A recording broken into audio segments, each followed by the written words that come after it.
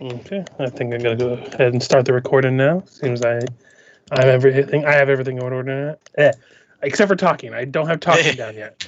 It's okay. I know, right? You're the GM. Use fixy words. I'm only the DM. What do I need to talk for? We'll figure it out. It's part of the challenge. I find things went best when I didn't talk. Does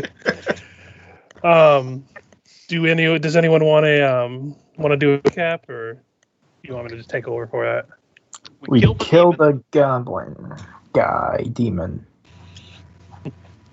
More or less, yeah. Yeah. Thought I should add more than just a goblin. I think that could be misunderstood.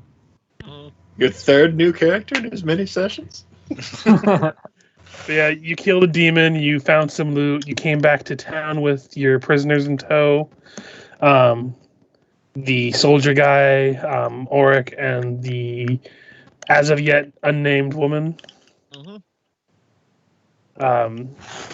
When you returned back to town, the sheriff had arrived, and in tow was a man with a coterie of guards.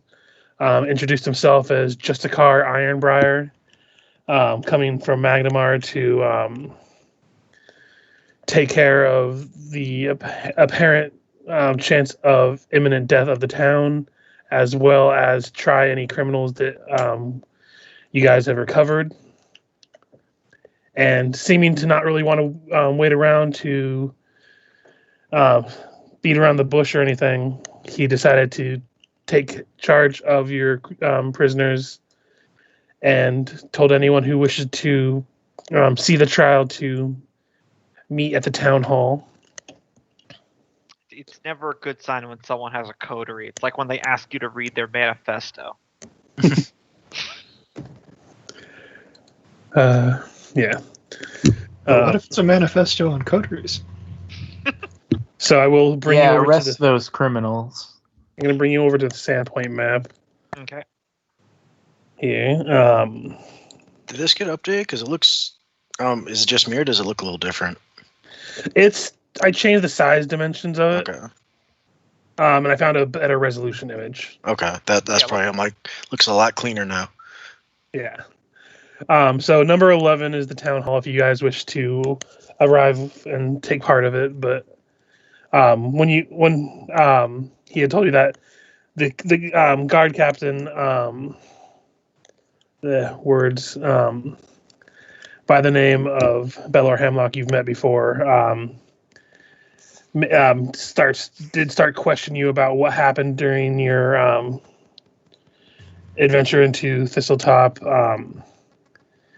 He starts speaking to you quickly before he realizes that the town, Justicar has already moved on. Before he's like, maybe we should talk and walk. But it's up to you guys whether you participate or not. Fix would, yeah. I would be interested in watching. Yep. I feel like I'm not allowed. Oh yeah, and currently you're disguised as a halfling, like a very a highly characterized halfling. That's what Gogmurt looks like right now.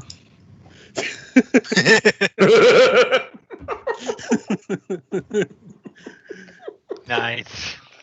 Oh my god, that's perfect. As a fake halfling should.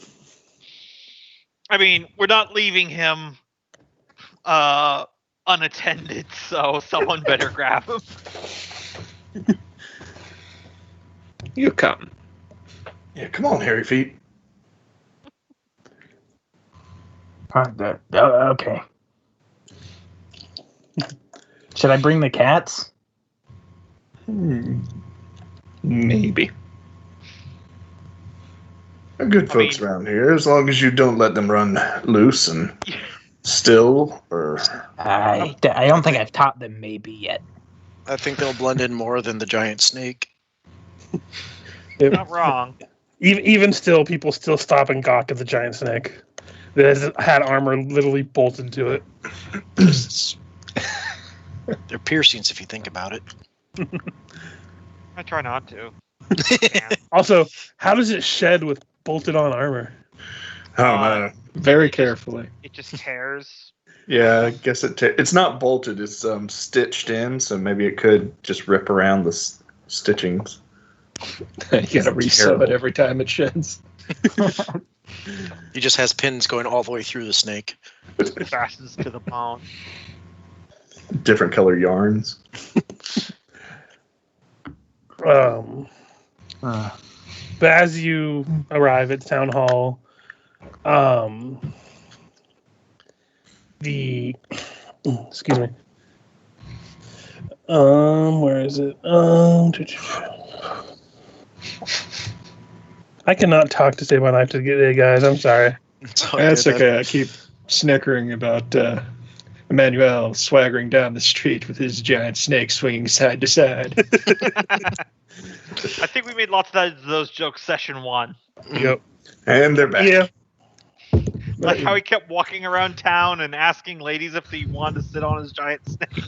Who wants a snake ride? But yeah, It worked. Mm-hmm. Got two that same day. as you arrive to the town hall, there is already a small crowd gathering. Seems to be a lot of the nobles of the town, the Scarnettis, the Deverans, the Kaijutsus, which is really just Amiko now. Amiko is towards the front. You see chained up in a line of you see her brother, you see the man known as Auric and the woman. They're all kind of chained up in a line, currently being asked questions by one of the hanger-ons of the Justicar. I don't know why I keep saying Justicar. It's Justice. I think I'm getting Warhammer stuck in my head. Yep. That's how it starts. Yes, it is. But yeah, Justice Ironbriar. Sorry. He himself is sitting where, like, at the mayor's desk. They wearing their ceremonial red robes. This middle-aged half-elven man, just sitting there calmly while waiting for the procession to kind of relax. To one side is Kendra Dever and the mayor, and the other side, after Belor speaks to you, heads to the other side and begins speaking to him about what you probably have filled him in on during the walkover. He announces, "May you all be seated," and those that are kind of looking in from the outside kind of get a little bummed as one of the guards of the town shut the door to have the proceedings. It takes a couple moments for the small talk through the crowd to kind of quiet down. And he begins to speak. And he's like, "In lieu of my proper chambers, today's trial will be held here in the town hall of Sandpoint. Standing trial today are one Suto Kaijutsu, one Auric Van Kaskerkin, and one Lyri Akenja. They have been accused of the crimes of murder, cult worship with the intent of demon binding and or summoning, and aiding an established cult leader by the name of," and he kind of looks over at something he had written down with a quill, and one named Nualia. If anyone wishes to refute these claims or to speak on their behalf, please stand before the courts. He kind of waits for a few moments. Fix would step up. And what? Sorry, out character. You said anybody that would want to speak on their behalf. I want to speak on their behalf or just refute the claims. Okay.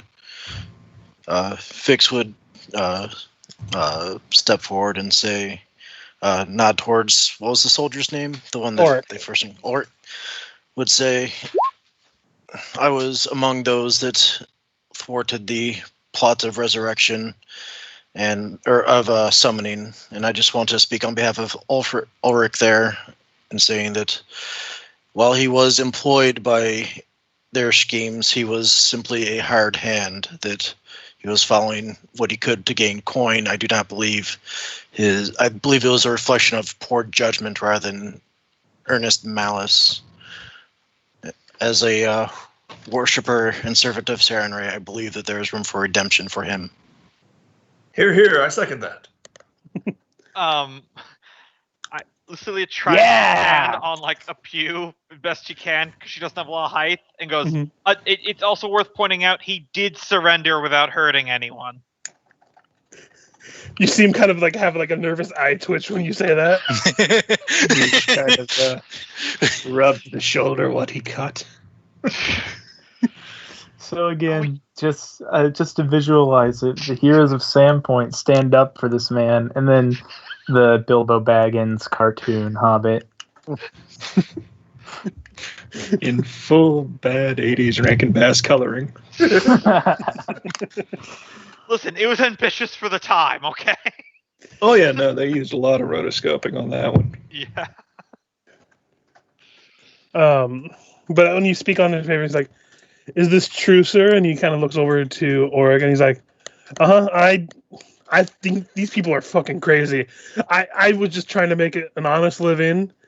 I didn't really have any intention of joining a cult, but I mean, once you're in one, how do you really get out without getting killed? I mean, really, if anything, I'm a victim here.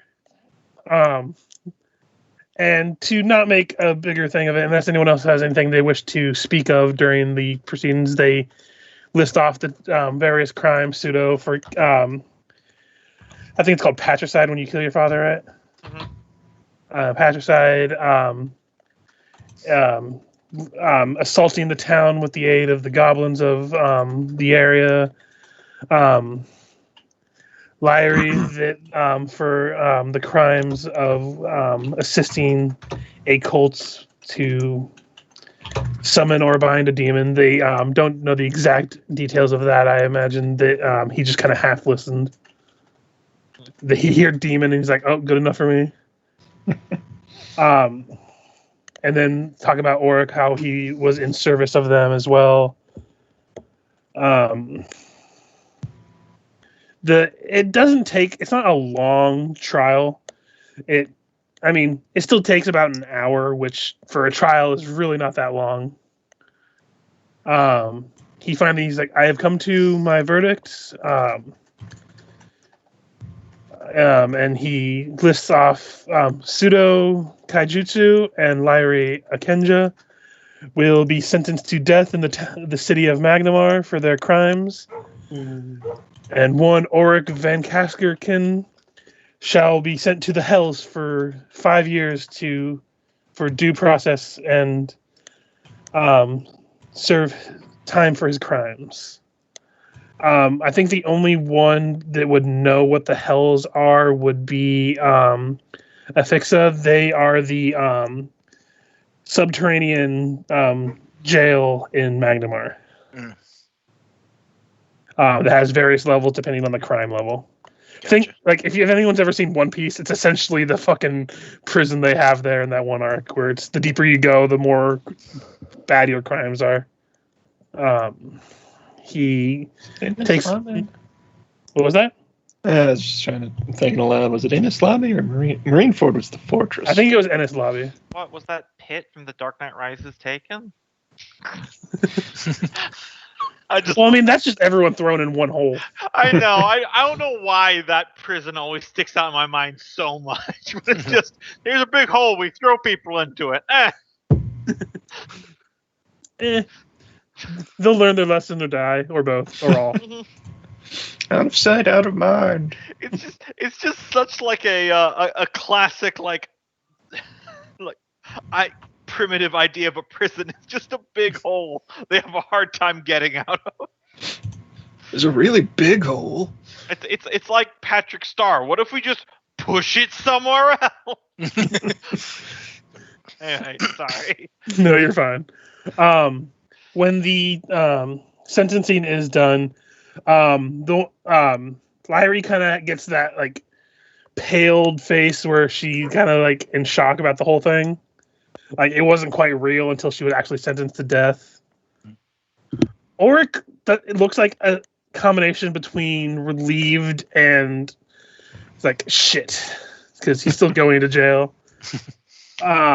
Pseudo, however, reacts violently to it, tries to lunge at the justice before he is held by a couple of guards and starts shouting obscenities, claims that whatever happens to him, Nawali will return the favor tenfold.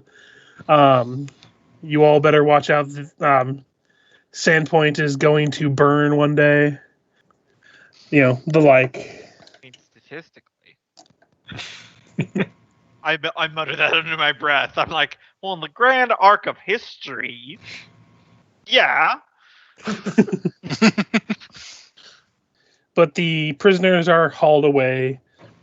The mayor heads over to you all. Is like, well, I heard a little bit of some of the deeds you have done, clearing out Sandpoint and stopping whatever abomination was down below. I can't state enough how much the town thanks you all. I believe before he sets off back to Magnamar that the justice here wished to speak to all of you about possible rewards. We are a holding of Magnamar, so they do handle funds like this when possible. Have we met her yet? Yeah, you have met her a couple times. Okay. Most of the time you've dealt with the sheriff himself. Okay. But the sheriff had been out of town, right? Yeah, he's been out of town, and when you had found out what happened beneath the town with the with like that little demon, the Quasit, and then the Sinwell thing. Yeah. You had come to her, and Father Xantus had arrived as well, and you'd spoke to each other, and a lot of them, and that was I think the most conversation you had with her. Okay. But you have seen her since the start of the campaign. She like spoke at the festival and the like. But being a mayor, she has a lot of day-to-day paperwork that she kind of leaves things for other people. Expediting over the justice does kind of look over a lot of you as he approaches. He's like, quite the, I don't know. He like looks over and kind of side eyes the lizard for a moment. Quite the, I would say, unique adventuring party, but I've seen Pathfinder lodges, and you look to be about average, but well done all the same. Thank you. May I introduce myself? Emanuele Depardieu from Malthun, at your service. He's like, oh yes, Malthun, I've heard of it. I have not been to myself. I am a lifelong resident of Magnamar myself, but it's always good to see people coming to our cities and villages. Indeed, I'm here on behalf of my Lord General Father to spread our goodwill and try to make contacts looking for trade with Malthun. That oh boy was in character out loud, by the way. He's like, well, if you ever find yourself in Magnamar, I suppose I could put in a good word towards the what are they called? The mercantile guilds. For your effort to speak with them. I myself am not in the business of trade. That would be fabulous. I would appreciate the contact, and I'll look you up when I get there. Indeed. I would like to thank you on behalf of the governing body of Magnamar.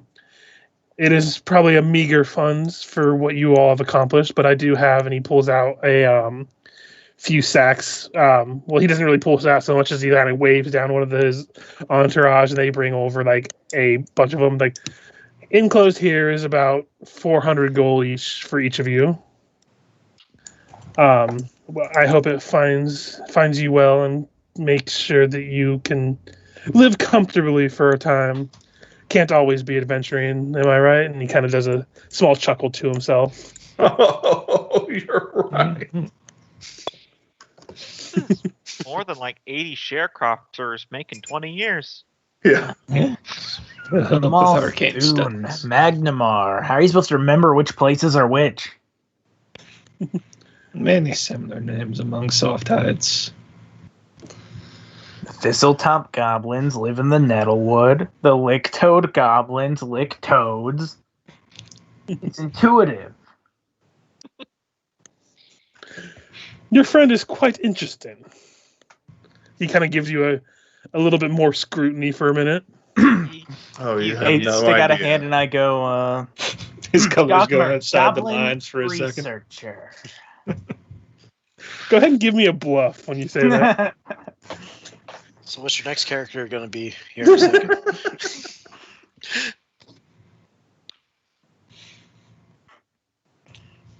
Bluff. Well, it's just a D20, so it could be worse. Yep. 14. 14. Let's see. Against the judge. Against the judge. He D20 has plus no 8. sense of motive. Plus 8. Yeah. 15. That just gets like an eye squint. Yeah, he kind of looks over and is like, huh. I didn't expect a halfling to study goblins, but I mean, Sandpoint is an interesting place. Well, it's nice to meet you. Gogmurt, was it? Yes, sir. He kind of gives you a bow. He doesn't seem to like want to. He's kind of kept his hands kind of covered with his like that thing where they kind of hold them in between their sleeves. Yep. Like he's kind of just did that the whole time. So he kind of just gives you a curt head bow. He's like, "Well, me and my men have to return to Magnamar now, as the threat has passed. As we have some executions to enact, as well as a prisoner to take." And he kind of Understood. Good luck at your executions. Well, word to the wise. You think goblins are afraid of dogs? Try cats. I'll keep that in mind if I have to deal with some goblins. I think They don't it's really come unrelated. around I think it's Magnamar just much. Telling you to try cats in general. I'm gonna go now. That's probably a smart idea. Have a good day, sir. I don't know what You too, shit is man. going on with that. And he heads off. Well, But that yeah. went well.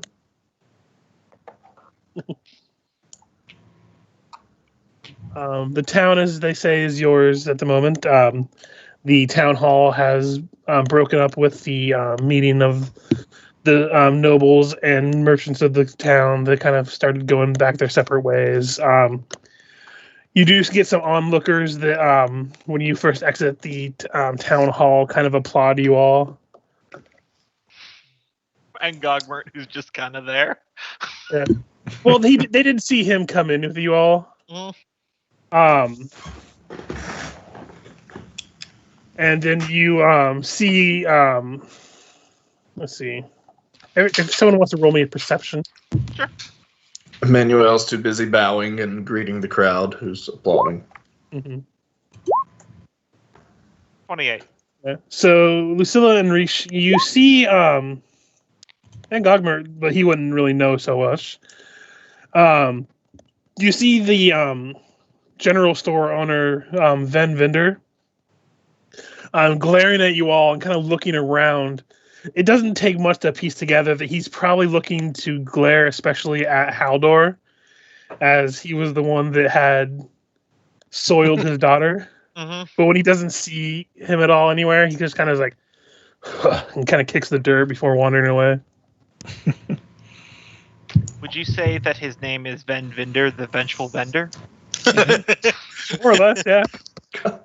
The alliteration is complete. I know. Very. BBEG found. He's secretly a lich all along. I know, I Well- was just a lich because they can just disguise themselves all the time. Since we're here, right at the general store, do you think we ought to go and see if we can't trade in all of these goods we've brought back? TV up our pot and... Yeah, we should get that done. But then I want to deal with Haldor. Yes, indeed.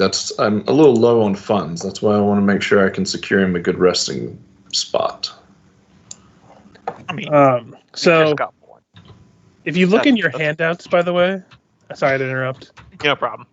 I just wanted to let you know that I did put like the merchants list on there. I didn't put the general store because it just generally caters to foodstuffs and general supplies like pots, pans, bedrolls, backpacks, and stuff.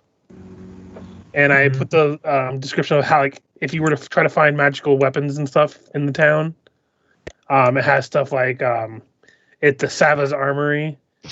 There's 75% chance to find a masterwork weapon, 40% chance to find any +1 weapons or armors that you're looking for, and a 10% chance to find anything beyond +1. And same thing with the Feathered Serpent for wondrous items. So if you're looking for anything particular, it is a little harder to find it in Sandpoint, as it is a smaller town, but you still have a chance. Yeah. And then there's stuff that's particular that are that are just there, but... Did we figure out how much gold everything was worth? I feel like we did, but I just don't remember what that number was. Since we're just going with 5 shares, 2,204. I'll just copy this into the Each? thing. Yep. Do you want to hand wave that, and Richard, and say that we were able to get it? Yeah, I'm not gonna bust your balls if we're trying to sell your goods.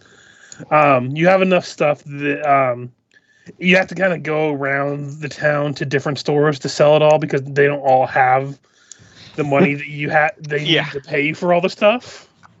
We just upend the town's economy.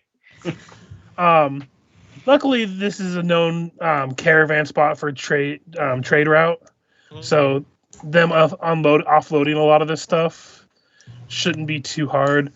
The hardest thing to sell is the giant gold-plated helmet. Yeah, because I think some of that money we actually did find some actual coinage too. Yeah. So that helps. You see, Richard, this is the good thing about Curse of the Crimson Throne, is that everything's always... You can sell anything to anyone in Corvosa. Yeah. Well, Someone's going to buy your shit. I'll give you a pro tip. This is really going to be only an issue for the rest of this book, and then starting the next book, buying stuff is going to be easy. Oh. I guess. Small town. It was their first AP, and they didn't want people to go crazy right at the get-go. What, you mean have a dedicated cohort that just makes magic items for a third the price? On a plane with accelerated time? Hey. That was so ridiculous. It's technically legal. I think I could actually feel Once Loki's we got eye to switch. the ability to make a just a bit. plane. Sorry. No, you're fine. But yes, I do want to see to Haldor. He was in my employ, and we in Malthun always take care of our fallen. I want to see if we can get the temple to be gentle reposing him, and I'm going to hire a courier to go to the land of the Linorm kings. He mentioned which kingdom he was from once. He did. I just character don't remember it. Yeah. See if I can't track down his family so that he can be returned for their burial rites. Mm-hmm. Never thought about their rights. What? No. You? No. It's bound to happen. You guys can, if you want to, roll a knowledge. What is it? It's I've been used to 5e for a while, so I can't remember some of them. Religion? Knowledge religion would work, or I'll allow geography or local. What's this for? For when you're talking about burial rites and stuff. You all kind of do know a little bit about the burial rites of the Linorm kings. They often construct funeral pyres, either in a pyre on land, or they get a small ship and cremate them on the water. Well, he did say he was a farmer, so if we were to go that route, I would suggest that just down on the beach, not procuring a boat to send him out there. I don't want him afraid of the water in his last moments. He wasn't afraid of. You know what? Never mind. That's more effort than it's worth. I'm still gonna try to hire a courier to send a message to his family. With that geography, let me know how long it would take to get to the land of the Lenorn Kings. Probably several months at least. It's the nation directly above this one. Yeah, but once you actually get to that land, it's very treacherous to kind of travel. Oh yeah, it's Viking Nordland. It's Skyrim up there. That's a long time for a dead body to just sit around getting reposed. It's literally the type of place that when you step off the boat on the shoreland, Nordic power metal starts and you get attacked by a dragon. So, speaking of which, if you are looking for a game, Valheim is a new one that's been pretty good. Yeah, I've heard good things. Yeah, no, you know what threat's coming by the music. It's power metal for dragons, Nordic black metal for undead. Yes. Yeah, I'm not opposed to the funeral pyre idea, but So asking around about sending a letter. You're eventually directed to the Mercantile League. It's number 40 on the map. Yep. They handle a lot of carriage travel, ship travel, message deliveries. They say it's about 2 copper pieces per mile traveled. So if we hand wave it, I'll just say 5 gold would see them send the letter up there. It's probably cheaper. It's probably more expensive than that, but yes, perhaps just write them a letter notifying them and that we've interned him in the location of this town if they ever wanted to come visit his ashes. I'll do that, but probably in a less morbid sounding way. Am I just paying for this, or are we all going in? I don't mind paying. It is on me. I will pay the full amount. I feel responsible. If a man falls on my watch, then I am happy to pay for his funeral costs again. Again? Oh, yes, this isn't the first one who's fallen on my watch. How many? You know, none of this surprises me, amazingly. But yeah, how many? Did you say how many? that's not a good sign. Well, on our way here, I was traveling with a band of 20 men from Althun. Not all soldiers. There was a cook and a few servants, but it was, at least about 20 of us. You lose the entire tribe? Yes, we were beset upon by... crap, I gotta look at my backstory. Beset upon by giants. And, tell me about it.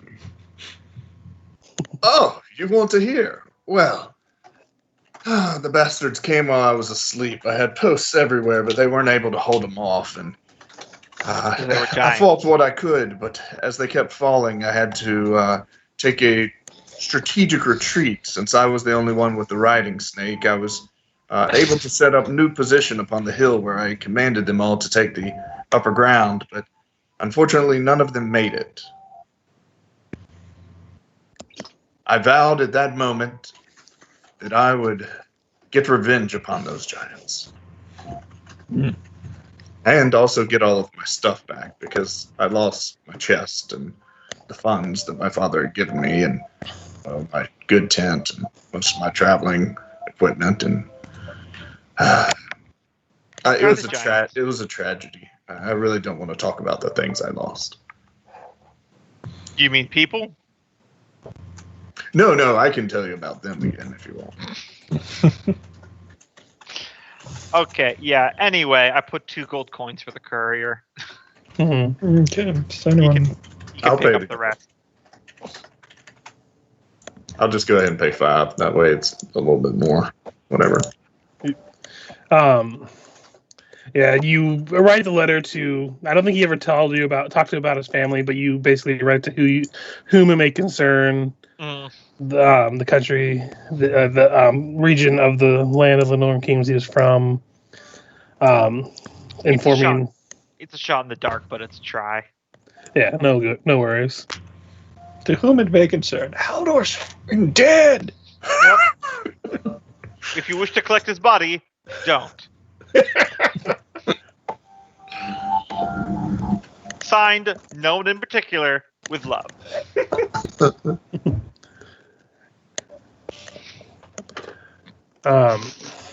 So yeah. The most suspicious sounding letter.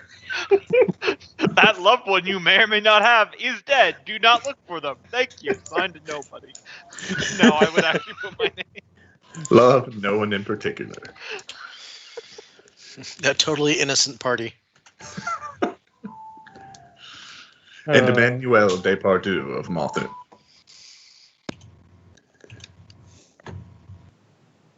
What are these two countries these weirdos are from? But yeah, you give them the letter, you tell them the city, and they said they will see it delivered. Then you wish to bury or set up a pyre on the beach for the body? Yes. Yes. Okay.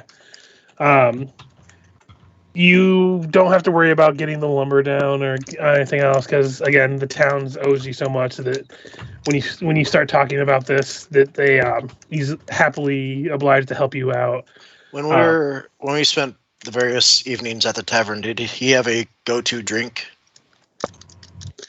He enjoyed Olfen Mead, if I remember correctly. What was that? You're really Mead. quiet. Mead? Olfen Mead. Fix will make sure to get a bottle of that for the evening. There we go. You head down to this beach here on the map. Wait, no, I'm in the GM layer. Right over here. It's a nice open spot of beach that you set up you basically lay his body on a bed of hay and do that thing where you kind of construct like a teepee of the lumber around him. Okay, What I gotta know, Kenneth, what's so funny? Oh, I'm just picturing that prophecy coming true very soon. You know, if we'd put him on a boat, the wind changes, blows him into all these wooden docks over here.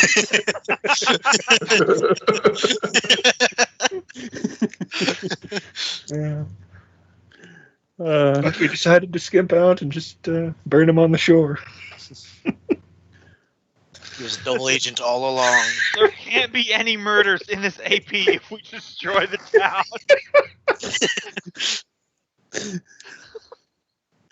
You're all terrible. It's the only way. Right, Michael? Throw the anti-armor grenade into the room.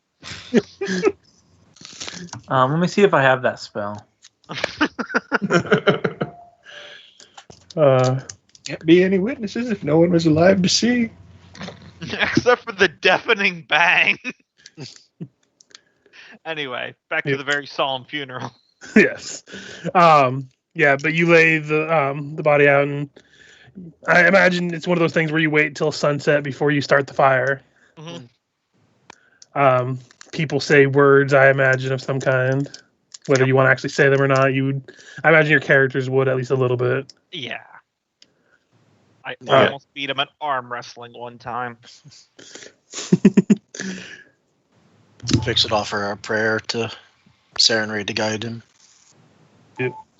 Emanuele would give a but awkwardly long speech that really didn't say much about Haldor.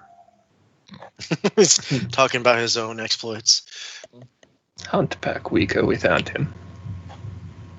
Me and Haldor, we did so much. Yeah.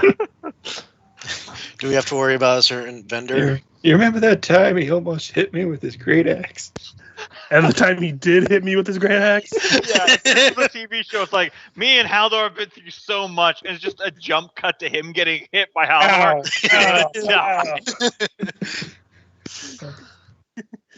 But you all share a round of mead as you let the fire kind of crackle up into the night.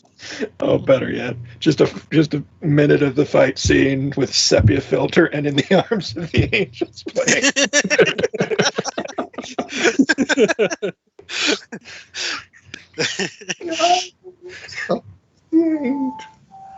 He may even go into song. Anyway, serious face. Yeah. I'm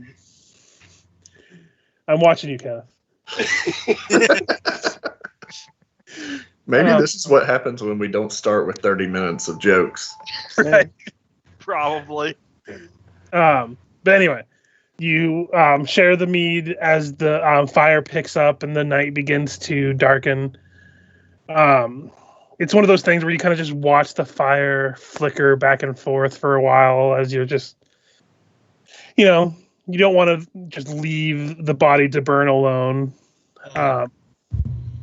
And I want everyone to roll me some perceptions. Oh, dear. Like ghost. Keep an eye out for the bender pissing on the ashes. Gotta put it out. So, Gogmurt and Lucilla, you're the only ones to hear this. You said Michael? Oh, I was just wondering about the animal companions, but it doesn't really matter. Yeah, this wouldn't apply to the animal companions, but you're the only ones that hear this.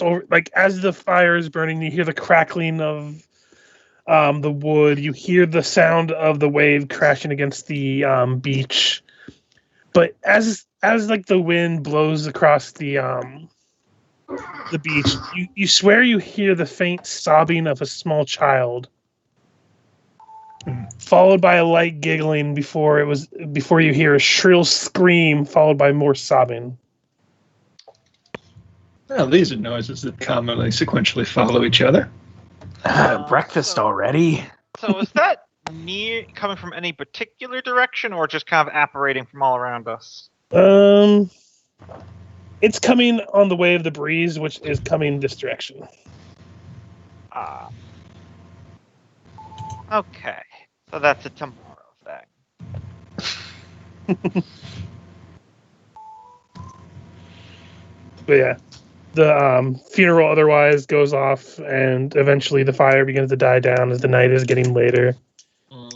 You all retire to your private room, and the fucking, why can't I remember the name right now? It's right there. Gold Dragon? Rusty Dragon. Rusty Dragon.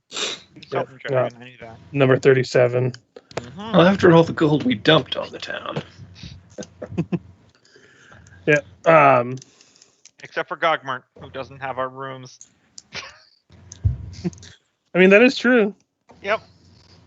As you're going down, speaking of, as you're going into the Rusty Dragon, right across the, like right next door, what's the number? It's number 38, which is, I think, right next to it. As you're in Gogmurt, you kind of look over and you see that there's a bunch of goblin ears nailed to the outside of this this barn. Oh shit, we forgot to gather goblin ears while we're out. And the name on the sign says Goblin Squash Stables, and you know for a fact that it's a horse stable. You can smell them here. I'll see you all inside. I need to take Juan in for the night. If you guys hadn't seen what my place looked like, what I'd say to you. Gogmurt, buddy, pal, come with me. There's someone I want you to meet. Okay. Take him into the Rusty Dragon. Yep. Amiko's already on a table playing music. Regaling the townsfolk with tales of your victory against the goblins. How you conquered the Thistlewoods and returned the town to safety. Yeah, I wait till she's done, then I flag her down. Yeah, no problem. Yeah, Emanuele, when you go to check in Juan, it isn't an issue that he just has you lead him in because the guy's still a little squeamish about having him to handle a giant snake. Yep, no problem. But yeah, eventually she finishes her song and dance and then notices you all. Is like, well, if it isn't the heroes, the hours. She makes her way towards the group of you. Mm. Like, welcome to my place. My place is your place, as they say. I'm sure they do. Hey, listen, do you have somewhere private we could chat for a quick second? Want to get your input on something. Yeah, sure. We can go to the kitchen. No one's in there besides poor old Bethana, but she doesn't talk much. All right. And you go in, and there's come with me. you go in, and there's this halfling that's standing on like a 3-tiered stepladder, stirring with a giant wooden spoon in a giant soup pot. Mm-hmm. Pretty standard stuff for Yes. Lucilla. Yeah. She's like, so what you want to talk about? All right. So need your help on something. Please be cool. Gogmurt, could you take off the thing real quick? Oh, are you sure? Are you sure about this one? I mean, it would make me feel better. You're kind of wearing halfling face right now. Okay, well, let's not act like there weren't ears nailed to the wall over there. I takes off that. I didn't cut off any ears. Would that be called you're wearing fur feet? I guess, yeah. Yeah, I think he said he takes off the ring. Yeah. Okay. When you take it off and revert to your goblin form, you kind of see a twitch from Amiko, followed by Bethana in the back, being like, "What the?" And she falls backwards off the step stool. And she's like, "I'm okay." Very I said be lizard laugh cool. from the doorway. She's like, "Well," and Amiko was like, "Well, that's a goblin." Yeah. From the fact that he's here and you're here and he's not trying to kill us, I probably shouldn't try to kill him. Am I correct in this assumption? I mean, not yet, to be fair. Listen, it's kind of like a whole thing. Like, we showed up and he attacked us, then we beat him up a bit, and then he surrendered, then he gave us advice, then we let him go, then he came back, and then he helped us actually achieve victory, and then he just kind of kept following us, and he hasn't really killed anyone yet. So I'm kind of in a weird spot where it's like he technically hasn't done anything, and it's wrong to hold stuff that other goblins do against him. But at the same time, he does talk about lighting things on fire. So no offense, Gogmurt. It's just honest stuff. Huh? And Amiko's just like, "Man, we've all been there, right?"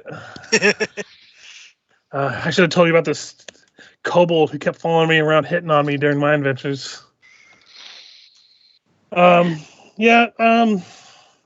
I mean, if you vouch for him, I'm okay with it. You probably shouldn't want to have him run around town looking like a goblin. Yeah, no, but secrets are like air bubbles. They want to surface eventually. So getting someone who maybe has rooms in on it, and you've been cool. So honestly, the one you probably should tell this the most to would probably be the sheriff. He's not one to attack on sight in general, so it should be fine. But I feel like he should know that there's a goblin in town in case the illusion ever drops on accident and he has to deal with the fallout. Yeah, I suppose that's a good point. What's Hey, your as input long on as we're that? all on board with making it someone else's problem. Hey, goblin guy. And she kind of looks over at Gogmurt. Goblin guy, please. It's Gogmurt. I mean, it sounds kind of similar, but okay. Anyway, probably stay away from the stables next door, but as you were claiming that you saw the ears, you probably understand that. Hope there's no hard feelings about that, but, goblins do attack the town from time to time. The feeling's mutual. That's fair. But yeah, as long as you don't try to kill or eat anybody in town or burn anything down around here, except for things that I guess need burning, because you never know. Don't want to just say never burn anything and then we need to burn down something. Like I'm talking to, and she's like, I'm talking to myself into a hole here. I probably shouldn't be giving burning advice to a goblin, but so burn sometime. Is there any way we could hook him up with a room here? I mean, he did just get given a bag of 400 gold because he was standing next to us when we talked to the justice, which that's a whole other thing. But I mean, the justice just assumed he was part of the adventuring party. He didn't really pry too fast. Yeah. Yeah, I mean, he's just an odd-looking hobbit. I just like the idea that anyone who was standing next to us would have gotten money.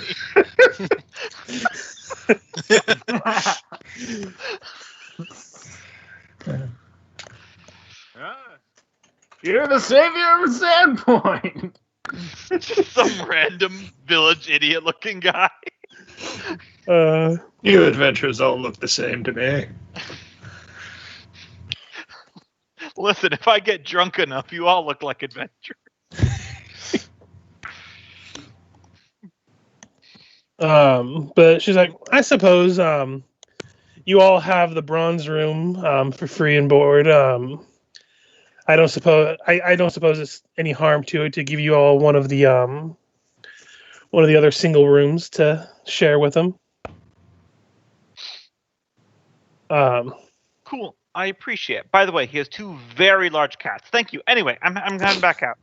They're not very large. They're only well, they'll get bigger. If they shed, I'm making you clean up after them. That's all I'm saying.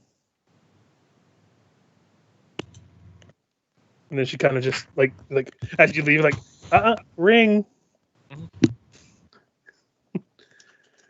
But yeah, she does keep her word, and later on does give you a key to one of the rooms that Gogmurt can also stay in. Mm. Yeah, you rest for the evening, I imagine, recover H pizzle. Yes. I'll say now, you can go ahead and just fill yourselves up to full if you like.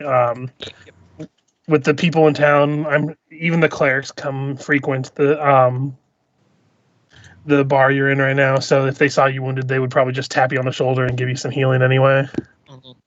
Yeah, even the APs don't usually bother with explaining how you get healed. Yeah, just says they should be healed and ready to go. Yep. But yeah, you find yourself now in the first day of downtime for the next couple weeks in game time. So anything you wish to do, I know Kenneth was going to be doing some crafting of some scrolls as well as looking around for some stuff. But I don't know, and I know some of you all wanted to do a couple things. Yep. So if anyone wants to start us off, feel free.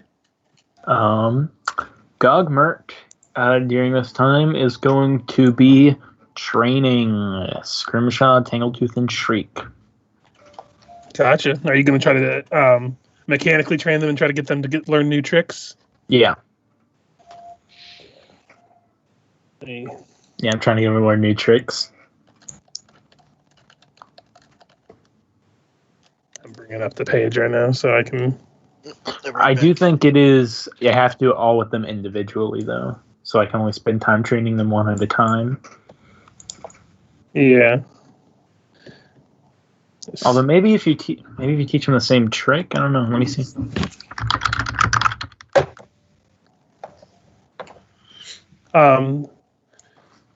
Let's see. Teach an animal a trick, depending.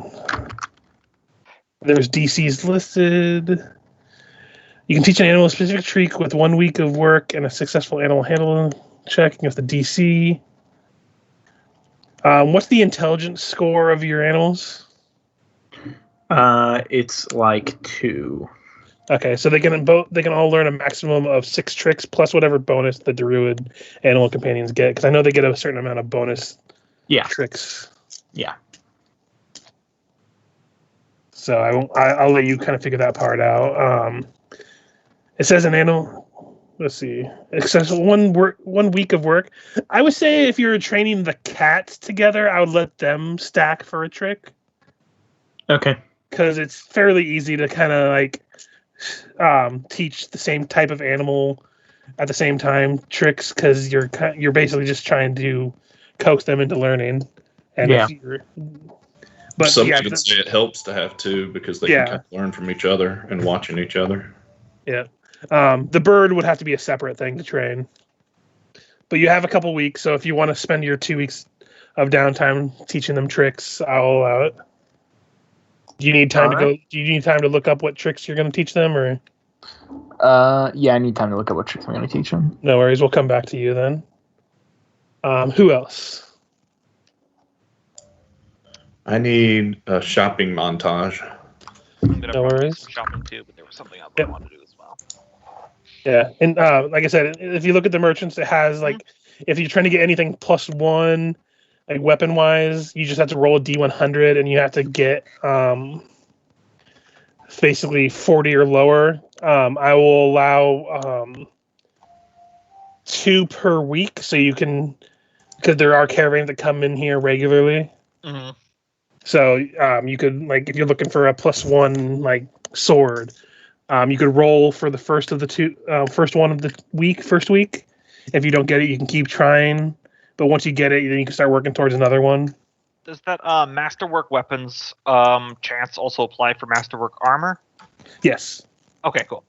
So I think because masterwork armor, it's been such a long time because I played Manfred, who had no armor for so long. You can also. armor Oh, sorry to interrupt. Go ahead. lowers the armor check by 1 and increases the max dex by 1. Correct? Yes. Gotcha. You can also commission armor, Mhm. though you've been in town long enough to remember that it's a little trying to kind of get the smith in town to work with people. He's known for being a surly grouch. Yeah, because I'm just like maybe thinking about picking up like some studded leather or something like that. I mean, I guess a chain shirt would be better, but I'm always so nervous about lowering like my acrobatics and stuff because that's my get out of jail free card. But that's just shop talk. And actually, I'll go ahead and I have this one set up anyway in case you guys needed crafting done for like armor and stuff. So I'll show you the smith guy. I'm gonna try the knowledge local real quick, just see if I can unlock the other stuff. Yeah, go for it. It's really just talking to people and stuff in town anyway. So, oh, someone's getting some feedback on the audio. Nope. Yeah, unfortunately, Fix. This guy is like one of those people that kind of keeps to himself. So, really, all you hear is some vague rumors, but nothing concrete. Again, I'm pretty sure Ephixa is also kind of sheltered, like despite her probably best efforts to kind of go and do stuff in the town. There's only so much that an Aasimar, especially one that looks as exotic as you, can probably go out in public without being accosted all the time. I guess I'll try my hand at seeing about trying to get some masterwork studded leather. Yep. Go ahead. You're gonna go ahead and roll for it to see if you can find some in the shop. Nope. Nope. It's okay. I'll just wait. I mean, worst case scenario, I could buy normal studded leather, but again, don't mind. Bear with it. It will get better in terms of items getting and stuff. No, it's totally fine. Early level blues, Yep. Oh yeah, I could have picked up studded leather at character creation, but I was doing like a character thing. Yep, no worries. If you want to do any other item, if you want to do item stuff all at once, you can, because we're just kind of going over the stuff. So Yeah. if you were just looking for that, you can keep rolling. If you up to the maximum of 4 times. All right, because it was 2 weeks, so Yeah. Twice a week. Emanuele would like to see if the armor would buy his Kiko armor from him. Yeah, anything you want to sell, they It's not happening. It's not happening. Yeah. Unfortunately, if you wanted to get anything armor-wise like that, you would have to go get it commissioned. Yep. I might just buy non-masterwork variety in a second, but Fix does have a masterwork dog slicer. Is that something she could sell for? Yeah. Selling wise, you don't have to worry about selling. You can all sell whatever you have with no issue. Some of them would be basically like, okay, well, I can take it from you, but I'll have to wait for like 2 or 3 days for a caravan to come in to trade it for the gold to give you. And it's just half price? Yes. Okay. Make sure to tack on that masterwork price. Yeah. I think that's why she kept it. Fix would have tried to be using this downtime to really start diving and gain as much research as she can into was it Nualia? Yeah, she's kind of convinced that even they came to blows. There was that moment of kind of stalemate where neither of them want to throw the first punch. That there's still hope for redemption. She's going to basically start diving in and see if there's some insight she could get for whenever should their paths cross again. Go ahead and give me a diplomacy.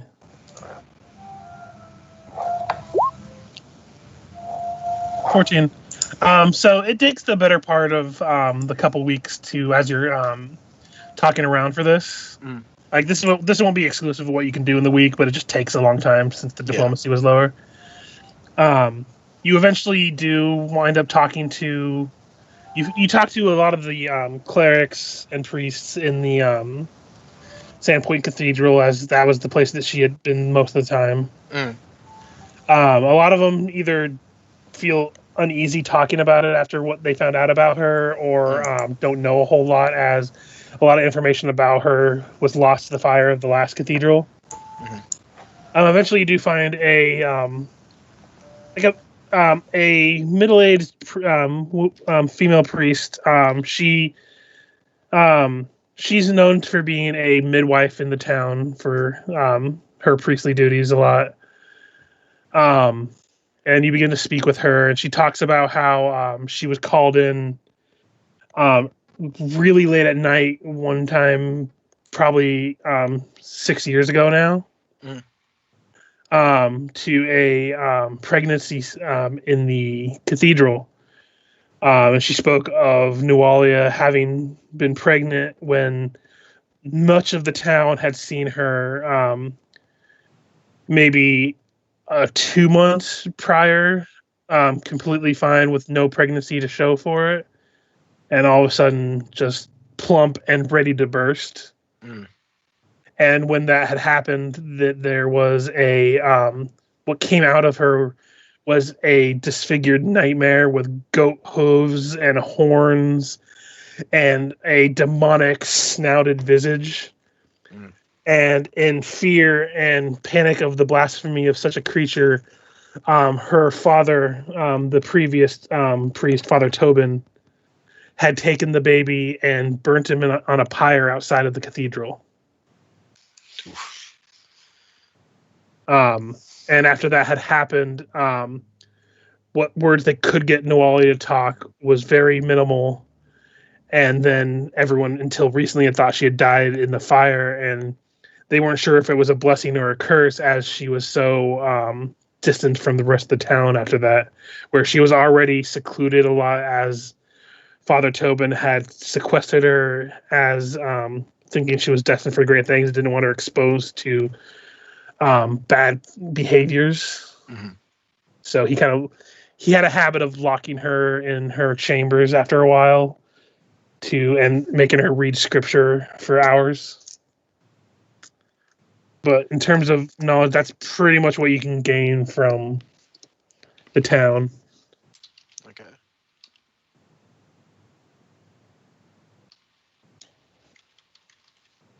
And I think you still have the link that I sent of her diary you found, or did I not send them? I don't know if I have the diary for it. Yeah, I did say you found it. I don't think I uploaded the images. I have to go re-find them because I lost a lot of my information when I had to restart my computer and redo my whole install. Mm-hmm. So anything that wasn't web page bookmark, I kind of lost. So I have to go back and find it. Okay. But I'll probably send it to you during the week and stuff, and you can peruse. Sounds good. Who's next? I will say, Ris'sh, I looked it up. I'm pretty sure you don't even have to roll for crafting your scrolls because the DC is so low with your spellcraft and stuff. I'm pretty sure it's just like instant. Or not instant, but no failure. I looked up. I looked it up, and the DC was 5 plus the spell level for scrolls. So unless unless you have like less than 5 in spellcraft. No, I got 10. So yeah. Anyway. Yeah, so any scrolls you want, just feel free to, if you have the spells, you can make them. Yep. You know, and the cost, of course. What did you say the father was that burned Nualia's child? Father Tobin. Tobin. Yeah, I've been picking them out as we've been going. He was the... Oh, sorry. Go ahead. And so there's the whole confirmation of what we're doing next. Then I wanted to go over with the... What is it? I keep calling her Jewel Man. Lucilla. Yeah. Yep. Yeah, one of the things I wanted to do with this den time was talk to you as well, so... Yeah. But anyway, for the Father Tobin, he was the bones that were stolen during the night of the first Goblin assault. Those were Father Tobin's bones, and you got evidence when you were in Thistletop that his bones were burned as a sacrifice, and that's where Nualia got her demonic arm. Gotcha. It's part of that process.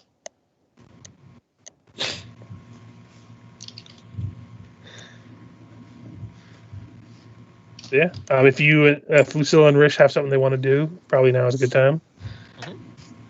Mm-hmm. Yeah. Wherever Ris'sh would be making her scrolls. Probably on that beach on the west side of town. Mm-hmm. Set up. Kept 6 of those candles out of my share. So I'd come out to you. Ris'sh, glad I found you. Want to talk to you for a moment. Yes, what can help Jewel Man with? Now, I sit down and stand next to you. Couldn't help but notice that you, gesture to scrolls, seem to be very interested in magic. Yes.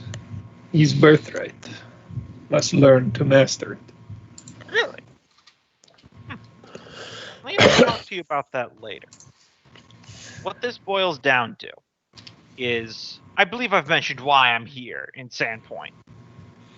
Adventure, yes. Yes. I'm trying to find, an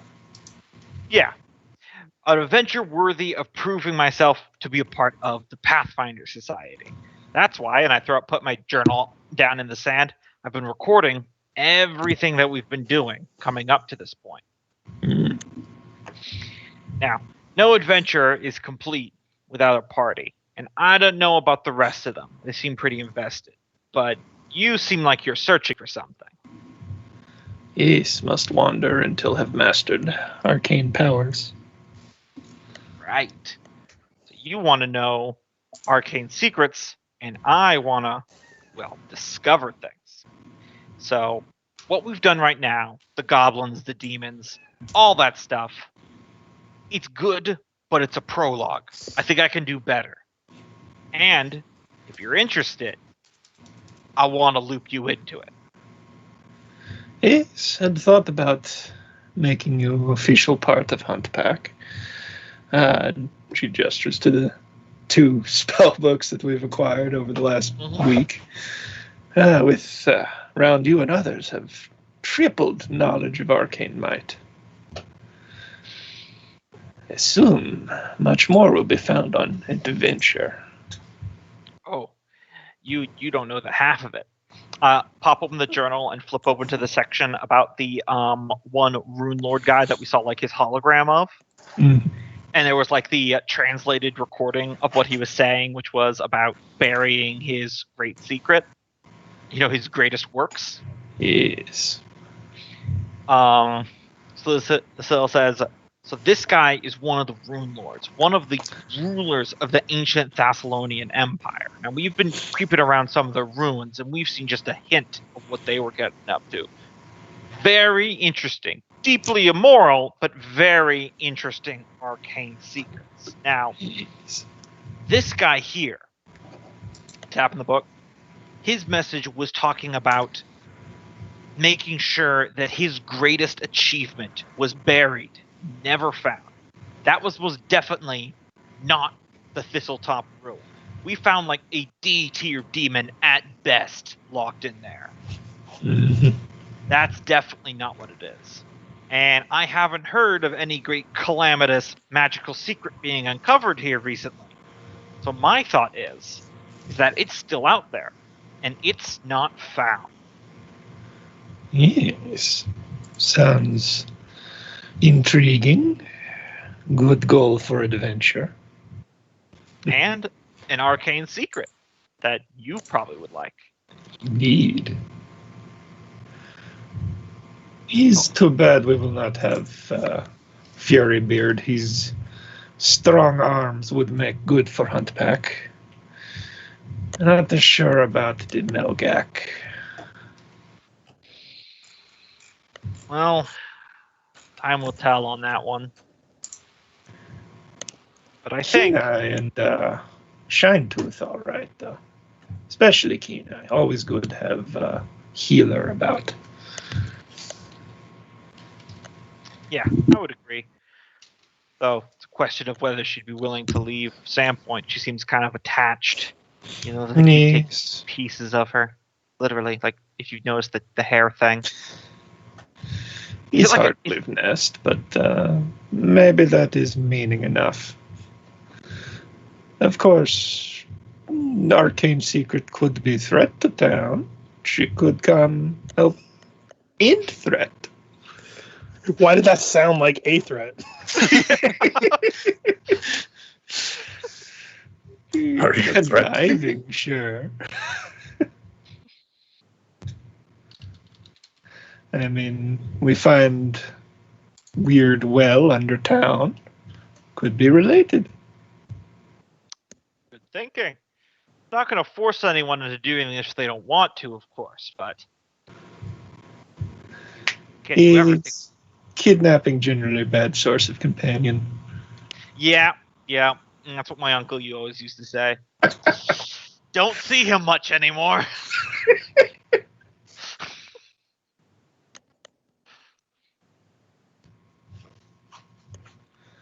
Well, I don't think we're going to find anything quite yet, so it's not like we're setting out from Sandpoint today. Now, yes. Every good expedition begins in the library, and there's an archive here in town that I'm going to ingratiate myself into. I'm going to hit the books, try to do some research, decode some ancient texts, see if I can't cross-reference some things to get some ideas about the Thessalonian Empire and where something like this might be located. Mm-hmm. Maybe, with our two heads put together, we can crack it. Okay. It's about 20 hours worth of crafting scrolls, so yes, there's plenty of time to spare if we're going weeks. Yeah, we're going up to 2 weeks. It would be like one of the nights that you guys have been in the town. In the Rusty Dragon, you would see the sheriff occasionally come in to put a new poster on the wanted board. I think I put it in the handouts of yours. If a lot of it has to do with like small, like there's one about collecting goblin ears, and he just puts up the writ of outlawry. Mm-hmm. You see that he Some of these have been here for quite a while. It doesn't look like they have a lot of traffic in terms of like wanted posters and stuff. But I'm definitely not going to that theater. I just wanted to share it all with you. Yeah, no, it's all good. Might give a few rolls on the rare herbs. But, yeah. So I assume those are survival rolls. Yes, those are survival rolls. Sorry, what'd you say it was? It's in the handouts. It's the wanted board. Ah, gotcha. Hey, Richard, I'm not seeing the efficient quiver on here anymore. Did they get...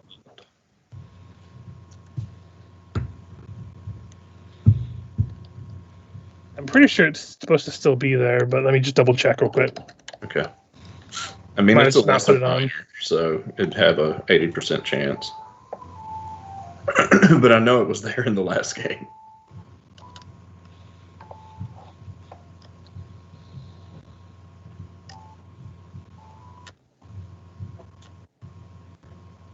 I'm just checking something real quick. Give me 1 second.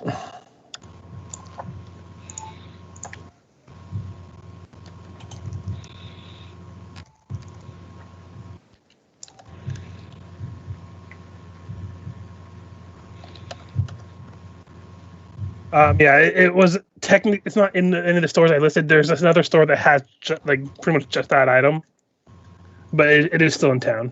Okay. He would make his way there and purchase that. Are you guys seeing this one in the corner? What's the Sandpoint Devil? Look like evil horse. We already killed a devil. This should be easy. Rarely easy. Plus, they not even know if it exists. Look, see, definite proof. Could just be evil person making look like demon horse. Gogmurt makes a note in his head to find Emanuele later. Yeah, looking at that sign, it is the person who put that up is the guy you bought that spell book off of early in the sessions. Just FYI for Ris'sh. But I know a guy that put up bounty. If you want to talk to. I'll get back to you on that one.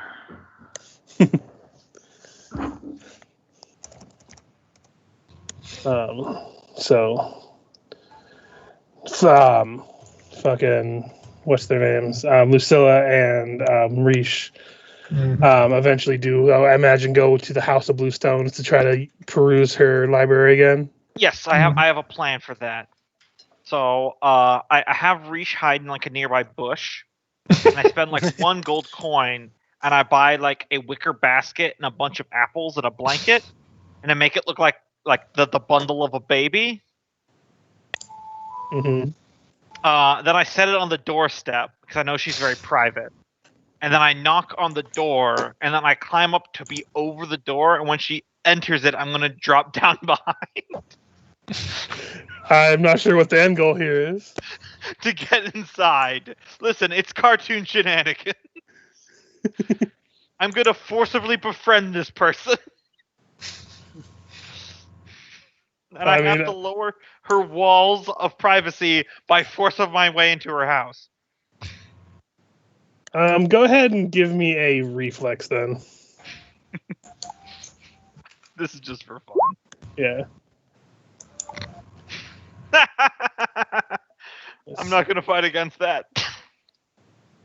Yeah, that's a natural 1. I don't think I even have to. I'll just roll d20 flat and see if I can get a natural 1. Yep. No. She reaches out with almost supernatural speed and grabs you by the cuff of the collar as you try to like dash inward. Mm-hmm. And she's like, "And just where do you think you're going?" Ris'sh, plan B. What does pocket plan sand? B? Pocket sand. It's always pocket sand. Yeah. Listen, you were so nice about letting me peruse your books before, and you were making it like clear that it was like a one-time thing. So I just want to, sneak inside and befriend you.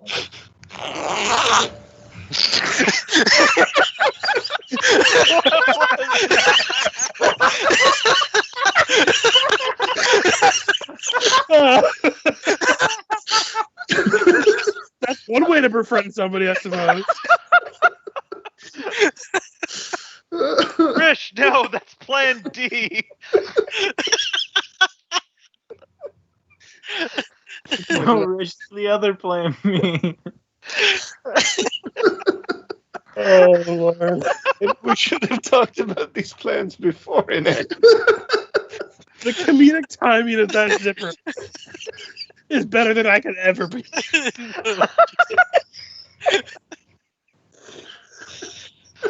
Oh, that hurts. Oh, my stomach. Oh. Where did the noise even come from? I don't know. Cope, was that you? Yes. Oh, of course it was. Anyway. Was that on purpose, or are you just going to the bathroom again? No, it was on purpose. I was waiting for the moment when you said you were going to drop in behind her. I was like, where's this going? I was just trying to sneak into the house, man. So when you talk about how trying to befriend her and everything, it's like, I don't think sneaking into my home is a good start to a friendship. That's how I met all my university friends. Granted, it was a class, not their home, but what is a dorm room but a home that you pay for in addition to learning? Tell you what, you were very civil last time I asked you to take care of my books, and you have rescued the town multiple times now. Mm-hmm. I would have just let you in had you just came and asked, but since you decided to try to break and enter, I will let you in, but you, and she kind of looks over, and your friend out there that you have hiding in the bushes are required to help clean my, well, for lack of a better term, dojo before you are allowed to peruse my library. See, my plan's working already. Think how memorable an experience this will be for you in the future. Someone knocking on your door, just asking to come in, you could forget that in a year. But this is going to be with you for a lifetime. I sure hope not. And she kind of just drops you. Like, come on, we have mops and buckets in the corner. Yeah. Come on, Ris'sh, you're involved in this now. Hey, still not clear on what the plan was. But yeah, it's fairly well-polished blue stones that make a pathway. And there's a pathway of reed mats that kind of make their way through it. But she basically makes you spend the better part of a couple of days cleaning from top to bottom, as well as raking her sand garden area, her meditation spot. The entire time she's just sitting and meditating. And every time you try to like slack off a little bit, she just kind of opens her eyes like, you missed the spot. But yeah, she does eventually let you use her library, and she gives you permission to come as you please. So if you're ever looking anything up, this imparts a +4 on knowledge history and knowledge planes. Nice. My plan is working perfectly. Cope, is Emanuele doing anything particular other than buying and selling? He'd be going around introducing himself to all the tradespeople, all the merchants, but he's getting the feeling that there's no one real big in this town that he could hook up with Malthun. Yeah, when you talk around, the closest you get is the Mercantile League that handles a lot of the caravanning of the town. Okay. I thought he had already gotten an in with them. Yeah, they've already met with you, and they're on board with the idea. It's just they don't have a trade route to Multhune at the moment, but they're open to the idea of having Multhune make a trade route to Sandpoint and making this like a go-to like stop if they were planning on a long-term caravan. Yeah, the note I had was that they need to know what Multhune needs that they have excess of. Yeah. Basically that, and what they, if there's anything because Sandpoint is more of a stop to Magnamar, but they talk about like how if they do want to make a full trade route from Multhune to Magnamar, that Sandpoint would be willing to offer discounted like provisions if they were to buy it in bulk and set up this is basically one of the main stops along the road. Gotcha. But yeah, you introduce yourself to the various townsfolk of traders. There's a lot of there's like a bookshop, there's a locksmith, there's the armories, there's all kinds of bars. You go by the Red Dog Smithy, and there's like 6 big red dogs that just kind of bark at you as you pass by. And the guy who runs the smithy doesn't give you much of a better reception. Really angry bald man that just seems to take exception to the fact that you've kind of taken up the adventurer role, but really just doesn't give you the time of day otherwise. Yeah. The glassworks are still not running as that whole debacle that happened before. The smithy guy, did he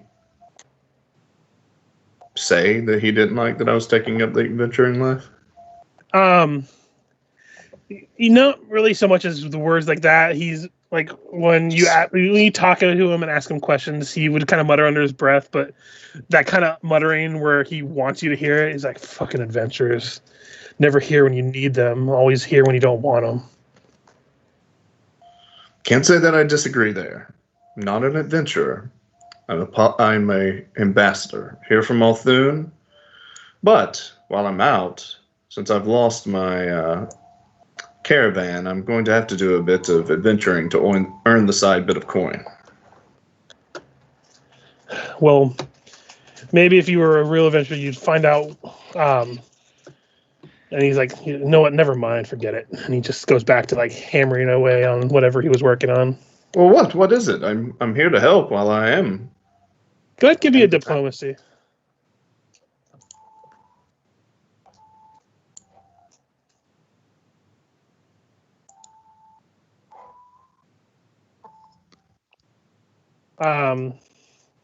So sorry, I was interrupted by this conversation going on.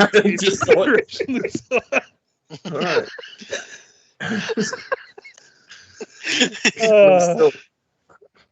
Anyway, we're on a silly streak tonight, I swear.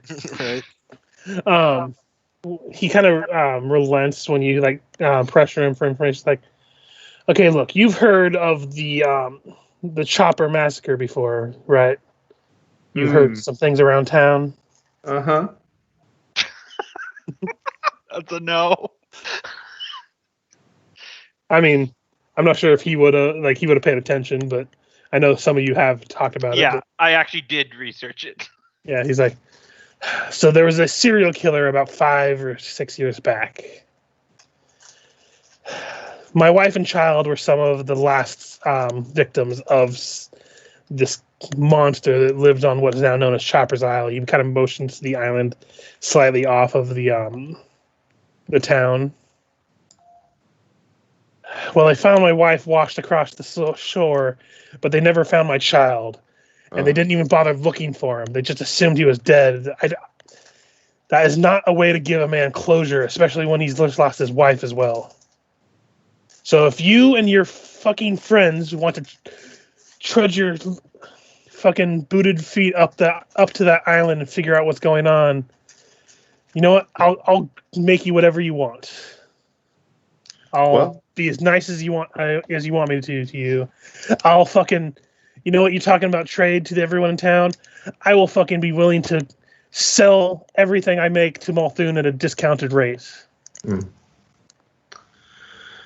Well, good sir, if we're on our way up there, I'll be sure to keep a lookout. Did you say it was a boy or a girl, your child? It was a boy. What was his name? His name is I have it right here. His name was Simon. Simon. Very good.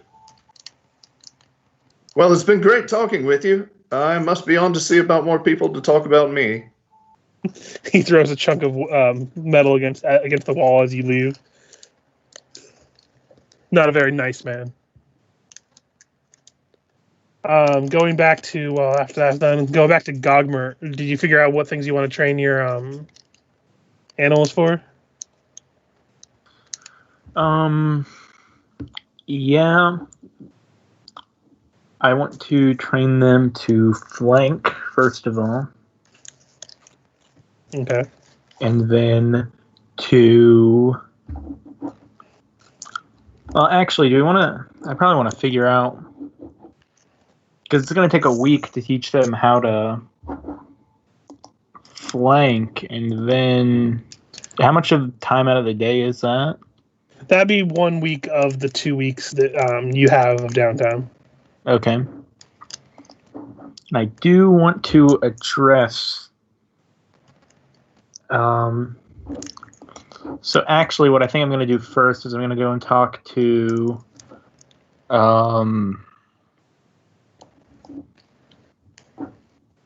What's Lizard?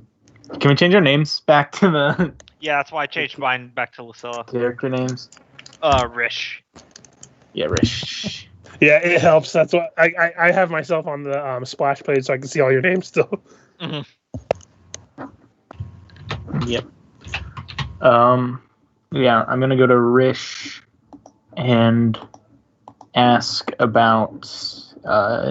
Ris'sh said she knew the person who put out this bounty. Yes, you work with Softhead's hatchlings. Yes, orphanage building. Okay. And then he's gonna head down there. Follow for possible amusement purposes. Yeah. Just pull my head up from cleaning the place. I'm like, what did Gogmurt want? He go make scene. Come on. Oh. Wait, you didn't tell him about the orphanage, did you? Maybe. Oh boy. So yeah, Gogmurt goes up to the building that he's told to by Ris'sh, and he gives it a knock. As you give it a knock, you kind of hear the occasional scream and footfalls of small feet before you hear a shout of an older gentleman telling some people to stop running around with scissors, essentially. Is it possible for me, since Ephixa frequently visits the orphanage, to do some sort of roll, see if she's there at that particular time? Yeah, go ahead and roll a d4. On a 1 or a 2, you'll be there. Or if Gogmurt's fine with it, you can just be there because that sounds fun. I don't know, Michael. Do you want Ephixa to be there? I don't care. Yeah, so Fix, yeah, you're there, and he's basically having you help wrangle all the children because they're a little wound up. Yep. And You just see the alley across the street. There's a halfling and a lizard crouched down super obviously behind a barrel. So yeah, he opens the door and he looks straight ahead, then looks down and sees you, Gogmurt, in your halfling disguise. He's like, yes, I don't believe I've had the pleasure. What can I help you with? Yes. Hello. My name's Gogmurt. Funny halfling name, that one. Oh no, I'm still picturing the badly animated disguise. Just one of your eyes starts sliding off your face. And I saw you had posted a bounty for the Sandpoint Devil. Yes, Sandpoint Devil. Yes, come in. I'll make some tea and we can discuss this. Okay. Yep. And you come in and you're almost immediately knocked over by a child running by you, followed probably closely behind by Fix trying to catch them as they have what looks like an arcane wand of some sort. Not sure if it's still active or not, or if they can even activate it, but they're still running around with it. Shit, she's got the wand of magic missiles. Do you mean that wasn't the halfling I sold it to?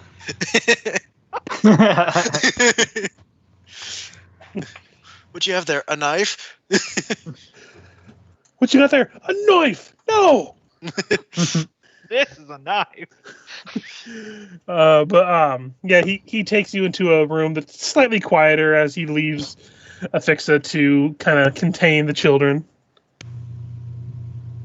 Though it's not like shut, so it's not like perfectly quiet, but he begins to talk to you about he put out the bounty on the board again, as this isn't the first time he's done it, but recently he's had one of the children of the orphanage by the name of Rowan, who he talked about how they have some latent arcane talent in their blood, but nothing and particularly powerful at the moment, as they're still just a child. But they've recently had some dreams of the Sandpoint Devil that was described in vivid detail. And he's like, the picture that's on the board is even drawn by the child. He claims that he saw the beast feasting on an animal where his parents' murderers made home. And he's like, I can only assume that's Chopper's Isle, but it's hard pressed to find anyone, even out of towners, that wish to go up there and investigate, as the rumors of it being haunted and the fact that there was a serial killer who worshipped a demon god kind of puts people off.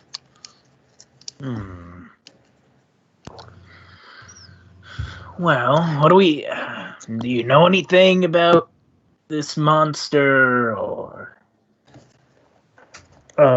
He's like, I've heard rumors of everyone's heard rumors around here of the Sandpoint Devil, and when he describes it, it's more or less the description of the Jersey Devil. Mm-hmm. Body of a horse, wing, demonic tail, fiery breath and snout, very menacing creature. He's like, no one that I've ever spoken to has ever had any proof that they've actually seen it. The only reason I have curiosity at this point is you never really underestimate the dreams of an arcane child. It never ends well. So the offer stands if you ever make your way around there, or if you find anywhere else of the Sandpoint Devil or any evidence that it exists.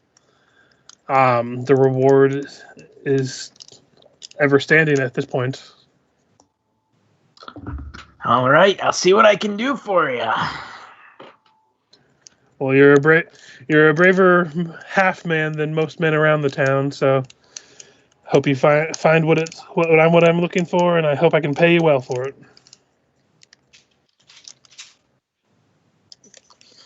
And he will immediately walk out and go, okay, guys, we need to go to Chopper's Isle.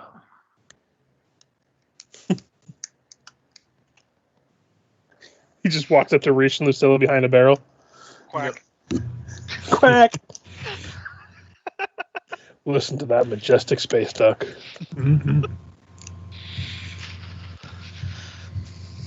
Really, if you guys want, I can just go up and check it out myself. Nah, I heard some haunted stuff on the wind the other day when we were doing the funeral, so I was needing to check it out anyway. Mm-hmm. Well, if it's all the same to you, I think I could handle myself. You guys remember me at Thistletop? Yeah. When I stabbed you all those times. Good Yeah. times, huh? Never mind. Actually, don't think about that. Yeah, that's probably a good idea for you.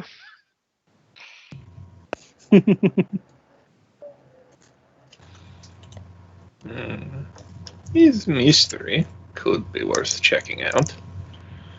Well, if we check it out, I recommend we check it out tomorrow so I can have spells ready.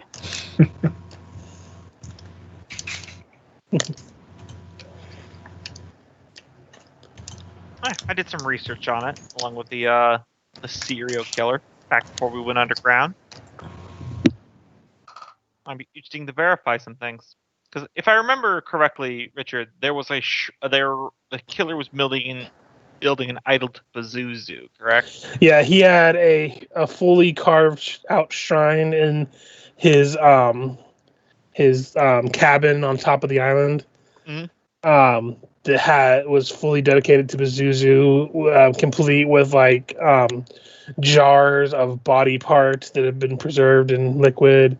It had tongues like scattered across the altar.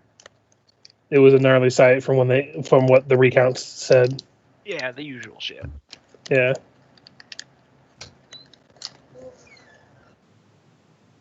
Also, on an unrelated note, I cannot wear studded leather because it'll put me over my weight limit. It's 20 pounds, and my light load is 20. I thought the weight is less when you reduces- Yeah, it's like half or a quarter or something. Okay. Yeah, I might want to look that up. Also, I don't count armor you're wearing as your weight limit. Just Oh, okay. Wow. Well, that'll help immensely then.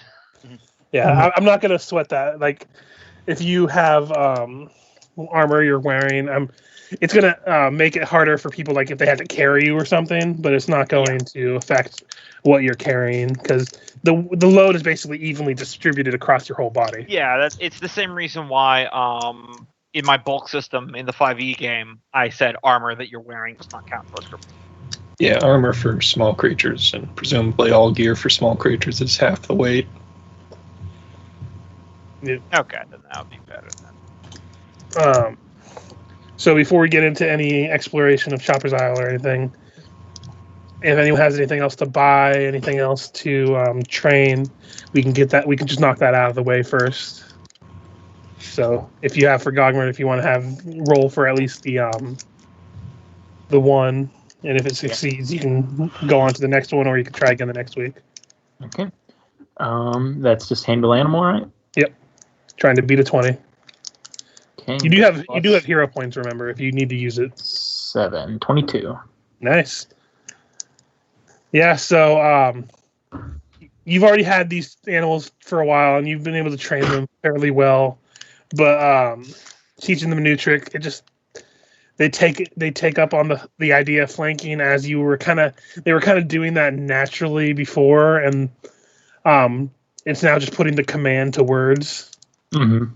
So yeah, you can add flank as one of their tricks. And then you have the other week to do the other one if you have anything in mind. Or Is it alright if I buy more holy water? yeah, Cool. holy water is easy to buy. Yeah. Because it's like a level 1 spell for most clerics, so it's not that big of a deal. Yeah, speaking of like buying stuff, if you guys need any like potions or anything, there's also a couple places that you can just commission anything first or second level of spell potions for just the normal cost. It's not one of the ones you have to roll for. Yeah, in the second week, I think I'm going to teach them get help. Okay. Because I've taught them basically all the basics. They got fight anything, flee, flank. They got the combat stuff. Attack animals have learned life alert.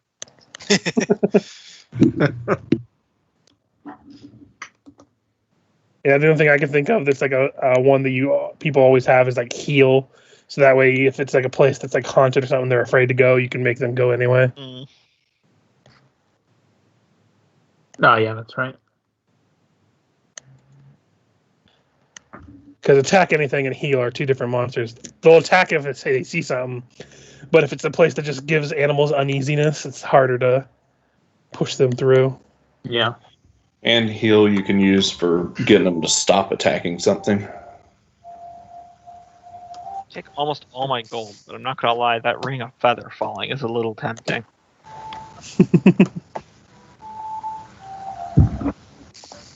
What are we having? I mean, you never know when you're going to need a ring of feather falling. Yeah, exactly. Man, think how much easier the great shipping off point would have been for you guys if you had feather falling. Mm-hmm. Probably not so much, because it stopped after a certain amount of feet. Yeah. Yeah, but then you just do it when your dark vision sees the bottom. So basically, every time I play WoW and I play a priest, I just like, oh, I'm about to hit the ground, levitate. That's a dangerous game to play, Gombo. We were there for hours. I know. And there was a bend. It's kind of like how back with Modern Warfare, Call of Duty, I discovered a way you can survive grenades exploding in your hand. So I'm about to break out into song? Maybe. That would be great. Someone bust out their banjo. So what'd you say you found? A way to get somebody's grenade to explode in their hand? No. If a grenade lands at your feet, I found a way to not die. There's an item that's basically an adrenal shot that instantly puts you back up at full health. And I discovered the exact moment the health is applied to your character, it's when the animation actually removes the needle. So if a grenade lands at your feet, if you time it just right, to have the guy pull the needle out of his body when the grenade explodes, it'll update your health right as you take the damage from the grenade, and you'll live. Nice. That's got to piss some people off that are playing. Mm-hmm.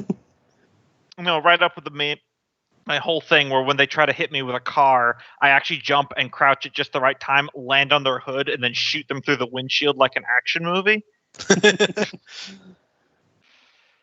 Aren't you going to miss playing that game for hours on end? No. Anyways, before going to Tony Chopper's Isle, I need to take a bio break. No worries. Yeah, I'm going to take a quick bio too. Why don't we all go? Well, I don't gotta.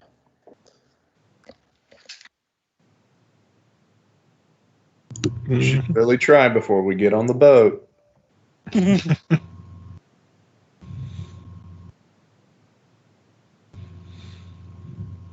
Meanwhile, I'm just mentally debating getting a crossbow or a bunch of javelins. I don't think it really. I'm not sure if it would apply to Ris'sh or not, but I did say that if you use thrown weapons, I let people use their strength to hit with them.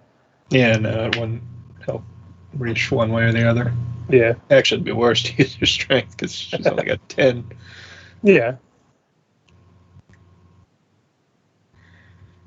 I know. Soon you'll be that level you never have to worry about what to do ever again. You're like, I have so many level 1 spells. Pew pew. Yeah. At this point, only increasing my int would get me more, and that's slightly out of price range at the moment. It's like $4,000 for the headband of just one stat. Yep. But that would put me over 18. Yeah. I wasn't gonna mention it until we actually got to the point, but I also allow if you have a headband of +2 intellect and you wanted to make it into a headband that had all the 2 stat one or 3 stat ones, you can just pay the difference and get it done. Yeah, upgrading's fun. Yeah. That is the one thing I miss in 5e the most, is being able to upgrade your character and actually see visibly that your character is increasing like that. Yeah, but that was part of their intent with limiting the numbers of bonuses. Yeah. That's part of why I keep coming back to 3rd, is I like fiddling with the numbers. Mm-hmm. Honestly, if I could go back in time and have them change anything about Pathfinder, I would ask them to take knowledge geography out. Yeah, that is definitely the most useless knowledge. I'm literally everything it does, you can just accomplish with knowledge nature. Which is why if there's ever a class that just has knowledge, I can't even remember the name. It's so useless. Knowledge geography. I'm just like, you could just have knowledge nature for free as well if it doesn't have it already.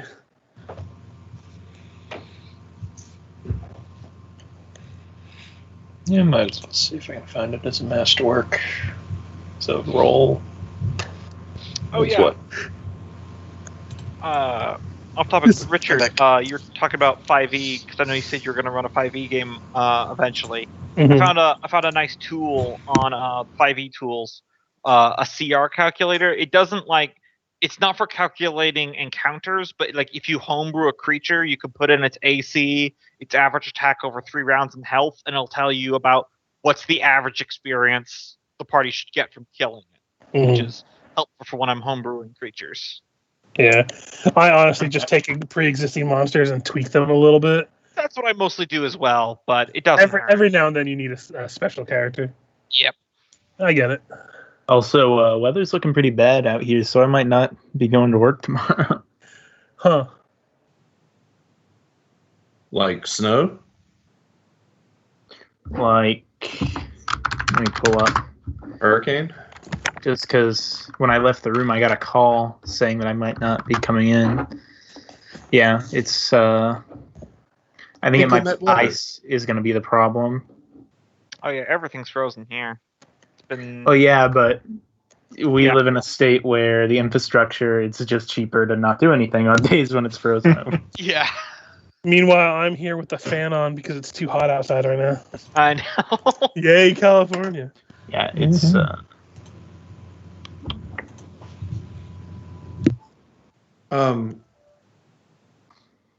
Richard, would any of the clerics be, I don't know how to say this other than just metagame, high enough level to be willing to cast Masterwork Transformation? Masterwork Transformation. Isn't that temporary? It's a level 2 cleric spell. It makes you have to pay for it. Yeah. But it makes mundane weapon or armor into Masterwork. And they'd probably obviously charge you for it as well because they definitely charge because you have to give 300 gold pieces worth of reagents to do a weapon. That's the cost of Masterwork. Yeah, so asking him around, there is only one that could do it, and that is Father Xantus. And he would do it. He wouldn't charge you a fee to get it done as long as you can supply the reagents as he feels like he owes you. So there's that benefit. I'd do that and make a donation to the church. Please don't tell me when you make your donation to the church, you tell them to buy something nice. That kind of interaction will not be happening. Of course not. He tells them to have their god buy something nice.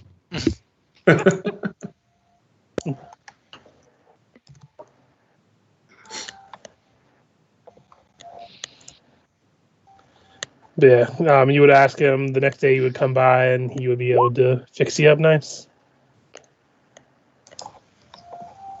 He would appreciate it kindly. Yeah, let me see about. I mean, really, I use a magic spell as a weapon anyway. So,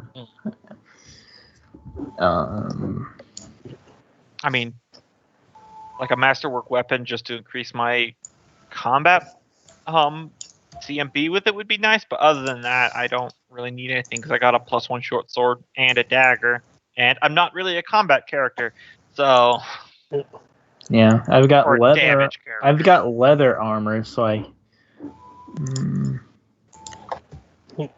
But yeah, I could get. that one magic shop. You can also if you need to find wands or like I said, potions before. So if you have money to burn and you need any of them, feel free to get them now. Oh, I would definitely like a wand of cure light wounds. That would just require a roll, but there's a chance of getting it. Yeah. Okay. The roll is. What was Let's it? see. 1D. What would that would be rated in terms of rarity? Wand of cure light wounds. I can imagine. I mean, rarer than common items, but I think it's an uncommon. Yeah, there's like minor, medium, and major. That'd probably be a minor. So there would be an 80% chance of having it then. So I should roll a D100, and as long as you don't get 81 or higher. Okay. Here we go. They do have a fully charged Cure Light Wounds wand. And they are selling it for how much? Just an average price. I think it's $750. Yeah, $750. Yep, so 50 charges, 750 gold. If they have it, I'll buy some Cure Light Wounds potions. During the week, you could go to the one person and have them commissioned, and they would be able to have up to like 4 done in a day. Okay, I'll just buy 4. I always forget how much is those. I believe it's 50. Yeah, 50. If you're just doing the basic 1d8 plus 1. Yep, I am. So that. Why don't we all chip in and get a healing wand? Maybe next time around. You just bought it one. Oh, I didn't know he went through with it when he heard the price. No, I actually went to look at my gold. I don't think I have enough to buy one on my own. Didn't we just get like 2,000 each from splitting the loot? Okay, yeah. You got like 2,200, and then you also got another 400 on top of that. So you should have. For some reason on my sheet, I calculated the 400, but not the 2,000. Yeah, you should have like 2,600 on your sheet at least. That's what I'm saying. If you have anything you want to buy, you guys have the money. So because Haldor's ghost came to us one night and said, "It's totally cool. Give the goblin my share." I mean, honestly, if purely out of character, Lucilla would have been in favor for it because she thought maybe he'd be less likely to cause a scene. If he goes, "Why am I playing nice in this town?" We're like, "Hey, look, shiny things." Does anyone have the number on hand? For what? Yeah, it should still be on the loot since we haven't gotten anything else. On the loot, gotcha. At the very bottom. Okay, and 400 more from the reward. The question is, who gets that 2 copper that were remaining? I'm just putting it back in the loot when when I clear that out. Yeah. Michael, I just put what you should have in there.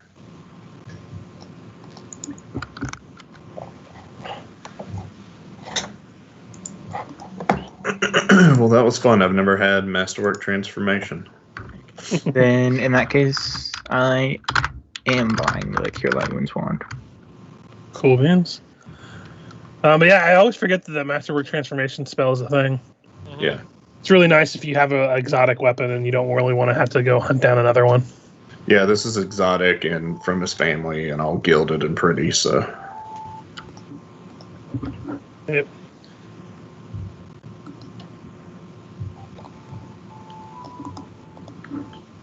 That makes it GP.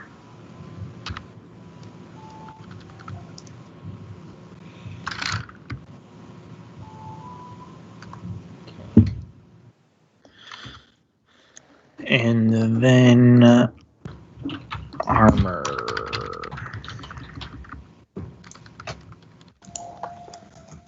Because I do. Ooh, can I carry better armor? Did I calculate the weight of this armor right? Is also another question. Because I suspect I did not. I did not.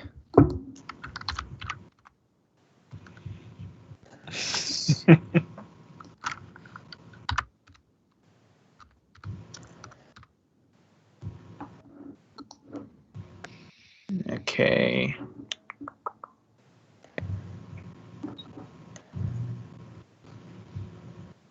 So the next best thing in armor would be like what hide shirt it looks like, or a.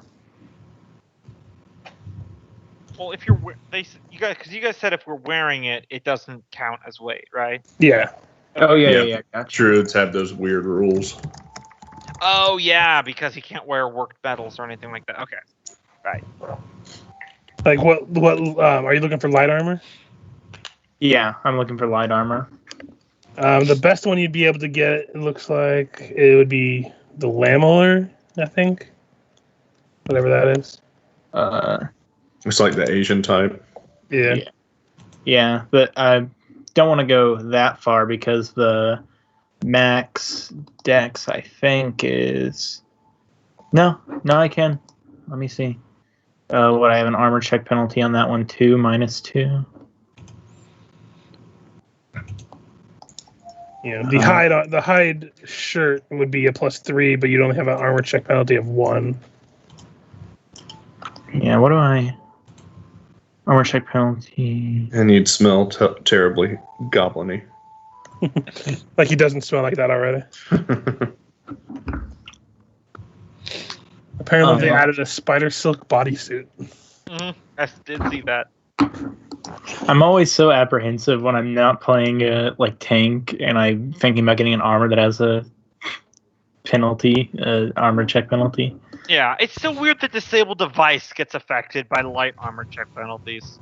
Like, I understand, like, big hefty gauntlets of, like, heavy armor, but it feels like if I'm just wearing, like, a chain shirt, how does that make my hands not work?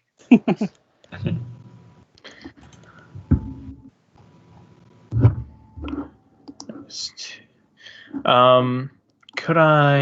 get is there any masterwork armor, or what I need to You can roll find? for it. It'd be Roll for it. Yeah, if I was looking, I would E100. be looking for a masterwork hide shirt, so they would have a net 0 armor check penalty. Yep. You just got to get a 75 or lower. Okay. Well, if we're going with Eastern armor on the table, I might see about upgrading my robes to Haramaki. Yep. I allow it in this AP because there's literally people from like the Kaijutsu family are from like the Eastern countries. I can't remember the name of which one they're from, but so it's reasonable that they have immigrants that know how to make this stuff. Yeah. I'm going with the hide shirt, trying to find one that is masterwork. Come on! You can spend a hero point to reduce it by a couple if you want.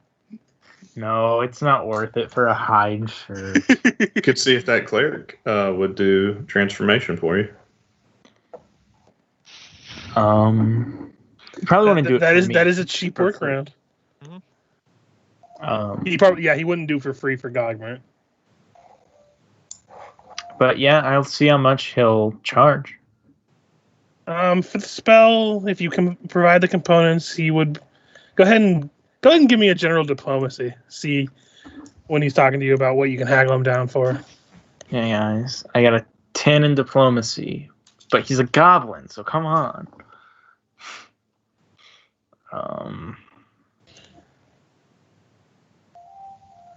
There it is. Oh damn. Yeah, he when you're talking to him, he's like, "Wait, didn't I see you with the Heroes of Sandpoint? Or did you help them with the whole Thistletop thing?" Oh yeah, I was already in the area, and so I mean. Well, if you can provide the materials, I don't suppose. Just give us a 10 gold donation to the church, and we can call it good. Yeah, that sounds good. Provide the material components of 300 gold, and plus 10, and you can get masterwork done on the hide shirt. Can I retcon and have him do my armor when he came to? I didn't think about doing that too. That's why I'm just getting this all out in the air now. If you guys have anything that you need to get done, would it be Lucilla expended all her rolls, so. Yep, I'm not rolling anymore. That's why I said, without rolling, would it be all right if I bought some smoke pellets from the alchemist shop? Link it. I'm not sure what you're asking for. Basically, it's hard because it's the big PFSRD, like their incredibly long alchemist page. Repeat the name for it. Smoke pellets, smog. Okay, yeah. Basically, they just reveal invisible creatures for 1d4 rounds if I hit them. Yeah, no worries. That's fine to do. Go ahead and roll me a D100 though. Okay, sure. Watch me get 100. 27. Okay. Yeah, you were able to buy whatever alchemical smoke pellets you want. Cool. In the future, I'm gonna get feats that'll let me like apparate these items out of a bag. Yeah, whenever I want. remember that feat. But also a class ability that does that. But until then, I'm just gonna buy it manually. All right, so one last look at the loot list, if you guys would. I'm clearing it out. And the Amulet of Natural Armor went to Ephixa, right? Yeah. Okay. Make sure I have that added in. Oh, I did not. Let's add that in. Make sure there's nothing you want to buy off the list. I was thinking of buying off the +1 and putting it on this new armor I got, which would let me later get it enchanted with useful things.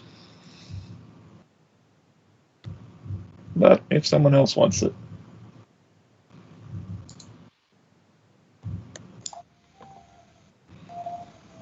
Doesn't sound like it. So if you want to buy it back, and you just have to pay the 500 to get it transferred over to a new armor. Yep. I think I'm gonna sit on my remaining gold just in case. Yep. Yeah, about half of what we got left. Well, less than half, but that's because the scrolls, you know. Oh yeah. All right. Well, the list is updated. All we have left is the 2 copper and the masterwork manacles. It's never an adventuring party in this group without masterwork manacles. I'm just saying. Well, what are we gonna do? Tie him up with rope? That's what we did when we were noobs. Manacles are like the adventurer's upgraded rope. Yeah. So yeah. Now that I think everything's out of the way in terms of purchases. Yep. I know that this is a shopping episode, so it takes a little while. Mm-hmm. Oh, good. You wake up the next morning to... I can only imagine Gogmurt probably shaking a couple of you awake about wanting to go to the island. Because goblins know no fear. Until they do. Yeah. And then they're dead. It's like orcs from Warhammer. They can't perceive their own death until it's imminently upon them. They see other people die, but something in their head is like, nah, that'll never be me. Like, I'm gonna live forever, bitch.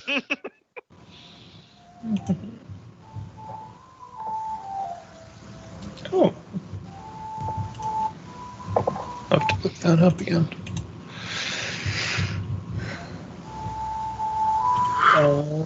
So... Lock. Yep. Hold on 1 second. I'm just gonna...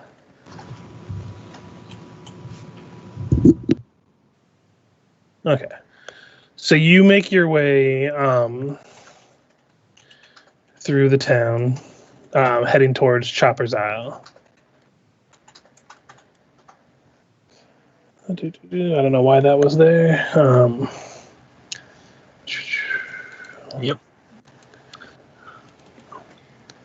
As you approach the island itself, the surface of the island looks to be maybe 2 acres of land that is on top of this. And it is truly a island is when you look at it when it's at high tide. But as you're going in the morning and the tide seems to be low at this time of month, there is a fairly eroded bit of sand and stone that makes your way towards the edge of this cliffside. Looking up, this island is about 120 feet off the ground, and the side of the mountain has been eroded over the years, making any kind of climbs difficult. If someone could roll me, if anyone who wants to roll perceptions, I'm not sure. Is everyone going with this, or is Are it we just... all going? So before we do this, can I tell you something that I want to do really quick? Yeah. Because it'll involve a similar roll being done. So as we get closer to Copper's Isle, Gogmurt lets out a whistle, and his bird comes down, shriek, and he gives it the command to, I think it's seek. Yeah, I'm pretty sure it's seek. Seek, yeah. And then I'm going to use my, what is it called? Vision. Yeah, my animal vision, my beast boy vision. So you're trying to get a look at the top of the island? Yeah, I'm just looking it over, see if I can see anything from a top-down view with the eagle. Yep. Because we're hunting, basically. We're hunting the Sandpoint Devil. So go ahead and roll me a perception. Perception with Shriek or with... I'll say with Shriek since you're going through his eyes. Yeah. He is a pretty good one. He's an eagle. He has skill focus in it. That roll? 14. 14?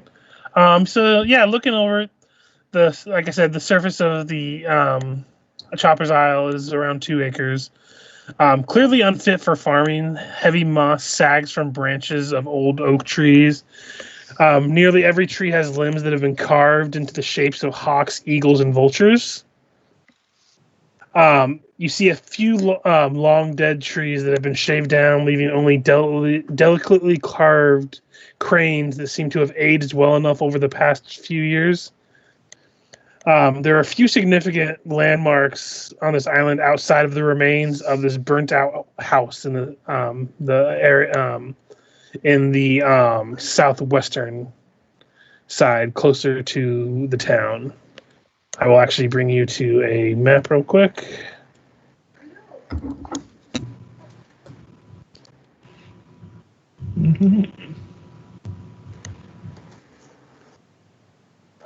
So that's basically what you can see. Can you... Yep. I'm not sure. See his blackness. It's Yeah. on the far right side. I think you're the only one who can see it. Yeah. Right here. Nope. All I'm seeing is blackness. You moved Uh, me, but... Might need to reload then, because All right. Okay. I did reveal the area. Yeah, I can see it. Oh, you don't have to There's your describe anything. guys. Yeah, but I'm gonna do the perception too. Oh, there it is. Okay. Yep. But I will again ask, everyone's coming, I assume? Yeah, I am. Let's Fix see. this, yeah. Okay. Yeah, unless he didn't tell us. I mean, even if you didn't, like, all I could see is Emanuele being like, where's everyone going? But no sign of a Jersey Devil. Yep, no sign of a devil, at least from the vantage you can get. The rest of you, as you're looking around, Emanuele, you're the only one that spots this old, burnt out, like, destroyed wooden stairs that once climbed up the side of this island. But even with it being destroyed, it does look like it could make some decent handholds, which would make the climb a little easier. Well, I strongly suggest we use these, well, I wouldn't call them stairs, but perhaps we could use them as handholds for Ris'sh to climb up, or Lucilla. Drop a rope. Not very good at climb. Lucilla? Better swimmer. You got a rope? Because I don't think my whip is long enough. Yep, here you go. 50 Yep, you'll need a couple ropes because this is a 120-foot cliff. Yeah. Oh, what? You need to climb? Yeah. Let me see what I can do. And then I'm going to... And I have access to spider climb. I just didn't memorize it. Is there a luckily, I always memorize one use of animal aspect. I mean, also you can turn into an animal too. Yeah, with wild shape. Although, do I get climb speeds at this level? I'm not sure I do. I don't know. I haven't looked at it in a little while. It's beast shape 1 at this level, so look at beast shape 1. Well, it doesn't matter that much, or yeah, it might, because I might want to save this for a different time, because I think I'm going to use. Maybe I could get Juan to do it. You can choose an animal that has a climb speed of 30. Okay, so I can just turn into a monkey or something.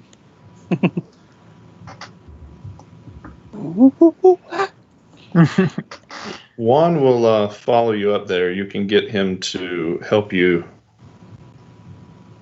gain purchase and pull. Yeah. Snake and a monkey. I feel like there's a proverb here. So you guys see your goblin friend transform into a monkey. Not animal aspect, where he just gets the aspect and the climbing speed of a monkey. He turns into a full monkey. Yeah, I always enjoyed that animal aspect thing. I take on the aspect of a monkey, but that's the joke I found funny because there actually is a monkey person race. I'm like, how would you know the difference? I'm a monkey man taking on the aspect of a monkey, and then I wild shape into a monkey. What? Juan has one rope in his saddlebag. Fix has a rope. If you'll stick it in Juan's saddlebag, that way he can carry it up for you. Yeah. And good news about druids is they're smart even when they're an animal. So, well, as smart as they were before. But yeah, I also have 50 feet of silk rope myself. You're able to climb up the side of the cliff with ease. Juan coming slightly behind. Tying off rope. It's just a DC 5 climb check if you're climbing up the rope. Yeah, I have a hammer and pittance too. So. Yep. So basically, if you have any modifier of 4 or higher, it's automatic. Yeah, I did. Anything lower, you will have to do at least 2 rolls. If you fail by, well, actually, I'm not even gonna make you roll because with a DC 5, even if you fail, it's not enough to fall. It's just enough to not make any progress. So you can just take the time to slowly make your way up. I was going to ask if I could take 10. Yeah, that's what I'm saying. If you're not under pressure or anything, there's no downside anyway to take your time. So, yeah, you're able to climb. Now the cats. The cats, I don't think will be able to get up there. Can they fit in Juan's saddlebags? They're medium creatures, aren't they? Yeah, at this point If they are they're medium medium, creatures. no. After No, they're small creatures. They're small. I thought they went to medium. Or, I had it marked still small on the sheet on there for some reason. Yeah, because they're small cats, but they got to medium size at this level, and we just said that during your training over this time they would have grown. Yeah, they're medium now. It's weird because I remember coming in here and updating everything. Do they have a climb? They don't have a climb. Okay. So they are medium at this point. So Tie a rope around them and pull them up. I mean, you're a monkey. You can just head back down there and use your opposable thumbs, tie a bowline around them, and we can pull them up as long as you just go with them to keep them calm. You never want an angry cat swinging from a rope 100 feet above the sea. Seems like that'd be the only type of cat hanging from a rope. 100 okay, feet above so the this sea. I guess is what we're gonna do. I'm gonna go down, tie the rope to myself, and then grab both of the cats, and you guys are gonna pull us, all 3 of us, up, right? Yes, we can do that. I'll loop the rope around Juan's saddle, and then just lead him forward. He has a drag of 27,600 pounds. Jesus Christ.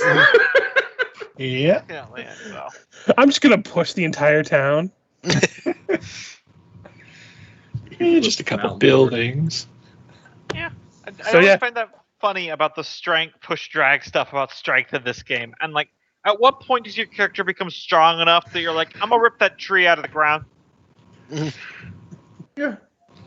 That's ridiculous. Backup character in Way of the Wicked, like before magic items, I calculated out had almost 30 strength. I'm like, at what point can I just and I push through the wall? Yeah. Does he get modifiers on that because of his body shape? Yeah, he gets 4 times, I think. Yeah, I know. I just applied.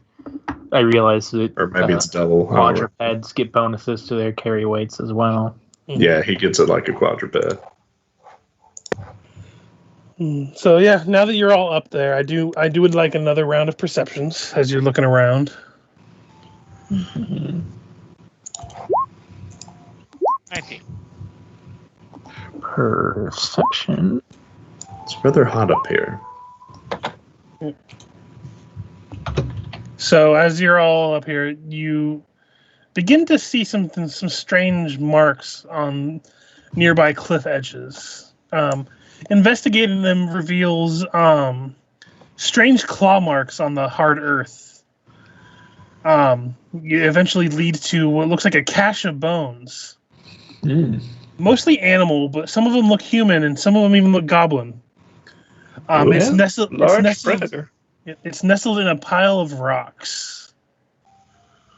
Can I give a knowledge nature on the claw marks to identify? So you can give me, as you're surveying this area, either a survival or a heal check. Let's see. I don't think any of those are particularly good. Yep. None of them are good, so. Well, I mean, Gogmurt's survival is outrageous, so.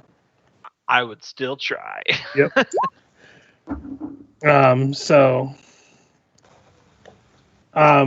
As you're doing the survival check, Gogmurt, you look over it. These tracks were clearly made from some kind of 3-clawed quadruped that is of large size or greater. Blasphemous. And it is Look at the claws. And it is most likely able to fly from the impact on the ground. 3-clawed quadruped, and it's able to fly. From the knowledge rolls you've made before, this does kind of match up to the descriptions that you've heard of the Sandpoint Devil. Try Monkeyopolis. Now, he says he's just looking for proof. By the way, if you're talking, I imagine you're no longer a monkey. Because if you don't have the feet to talk, I don't think you can talk. Yeah. No, I would not have been a monkey anymore after we got the cats up. Yeah, I know. He's doing sign language. Yeah. Does anyone have sign language as one of their... No, but I've seen the documentary on Coco the Signing Gorilla. Also, I'm just going to go up to people when asking me if I speak sign language, be like, no, I speak sound language. Oh. Ouch. Yeah. And plus, do you really speak sign language? Yes. Or do you sign language? No, speaking is the conveyance of information through words. Words do not have to be verbal.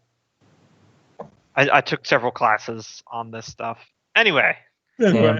Anyways. Yeah, so. And if you want to roll me a heal check, Gogmurt, since you were the one that kind of pieced some of this together. Yeah. He says he wants proof, but I don't think this is going to be enough. That's actually enough. So yeah, the bones have clearly been gnawed on by some toothy mod creature. Very, very strong, where it's cracked and snapped quite a bit of them. They appear around a month old, give or take. Okay. But they're old. Yeah. Are we up here at the cliff edge I bones? think we're down here. Yeah, you're right here. Okay. Broken stairs. Like, well, that's where you started, but you saw the claw marks and it led you to there. Okay. Oh, okay. Sorry, I'm wording, but yeah, you got up to here and you saw the claw marks kind of making their way around the cliff edge, and you followed it to the edge over here that had the bones. Well, should we look around and see if we don't see this beast's lair? I heard that the chopper had a cabin up here. I would be kind of interested in checking that out. I think it was just this way. Yeah. Fix would go to the direction that she, at least, I imagine she's heard enough rumors about the chopper to know roughly. Yeah, I mean, you also grew up at the time when everyone was terrified from the idea of the chopper being around, because it was like the biggest deal this town had at the time. It was before the burning of the cathedral, and it was the first traumatic event this town had. Even for you being on this island has got kind of the hairs on the back of your neck standing up. It just feels wrong to be here, especially as a worshiper of Sarenrae, being in a area that had a shrine to a demon god Pazuzu. Although she's come across quite a few demon shrines. Yeah, it's not like something that's gonna disable you or anything. Yeah. But it's definitely got those hackles in the back of your mind. But yeah, as you make your way, you do point out where the burnt out remains of this once quaint-sized maybe cottage sags beneath growing tangles of weeds and vines. You see charred timbers and collapsed slate roof that show signs of having once been intricately decorated, with scenes of birds in flight. You can even make out a ruined pigeon coop amongst the detritus. It's not really much you can see in the way of anything in the inside of it, as it's partially collapsed, but that's what you can see just coming up upon it. Fix is going to take a few moments to focus and detect evil. To see if there's any remnants of any of that. How far is the I think 60 feet. 60 feet. Other than just the vague uneasiness kind of being amplified by this detecting of evil, you don't detect anything other than, Gogmurt. Okay. What do you think, Gogmurt? Should we burn this down? It's already kind of burnt. And finish it off? I mean, I can burn it if you want. If I was to place bets, I bet there's like a trap door or something they didn't see when they burned it down. It's got like ash and rubble on top of it. Feel like we should get back before high tide. Yeah, but it's still low tide this time of month. Are we going to really be up here for a month? Yeah, there is high tide and low tide per day, but this is like the lower tide because the way the moon thing is. I can't remember how they describe it, but every 6 hours it cycles in our world. Yeah, it does. But even but I mean, tide, but like when it's a full moon, the tide is usually higher versus when it's like a crescent. So if it's not like if it's closer to a new moon than a full moon, then even high tide probably won't make this an island. Unless we have 2 moons. Now I need to know how many moons Galarian has. 1. I actually do know that. They only have. I like that Gombo's taking the time to look up how many moons Galarian has. Well, a lot of fictional places will have multiple moons. Yeah. I know, that's what I'm saying. Like Tamriel from Elder Scrolls has like 3. Yeah, you look up in the stuff. I remember the Star Wars picture of Luke in the desert. And have you seen the description of the Galarian moon and how fucking crazy it is?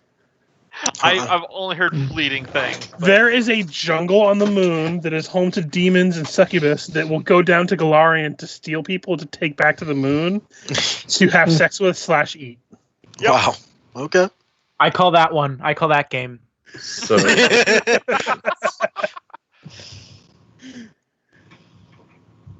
I'm sad that I don't think they've actually ever done anything with that part of the whole moon thing. No. Yeah. Seems like it'd be a fun experience. Not for the people who were the players. You never know. King shame. Yep. So yeah, it's up to you guys what you would just do. They could have a strangely intricate society. You don't know. They could do things differently. Um, But yeah, I'm gonna go check out this hut. go ahead and roll me a perception.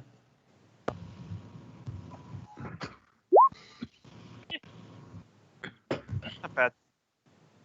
Yeah.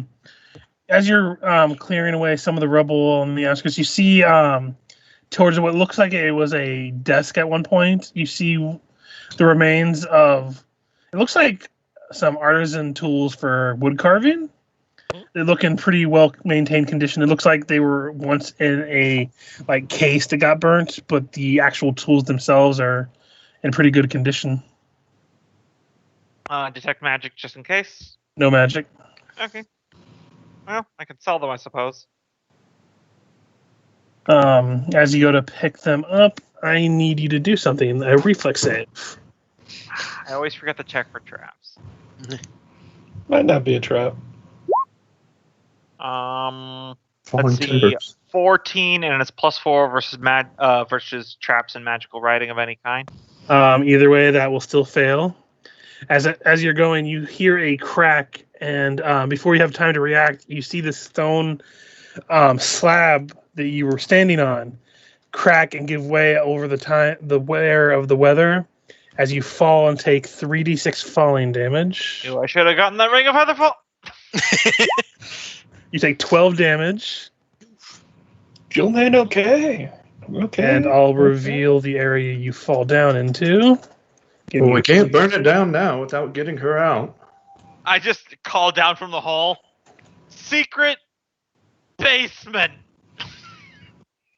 Oh, you Found really it. stumbled into that one. Good find there. It's what I do. Convinced that Richard puts a secret tunnel in every game. It's D&D. It's the game of secret tunnels. Yep. By the way, when we get back to town, can someone loan me 600 gold to buy that ring? I feel like this is gonna keep happening to me. I'll definitely chip in. I feel like it's going to keep happening to you too.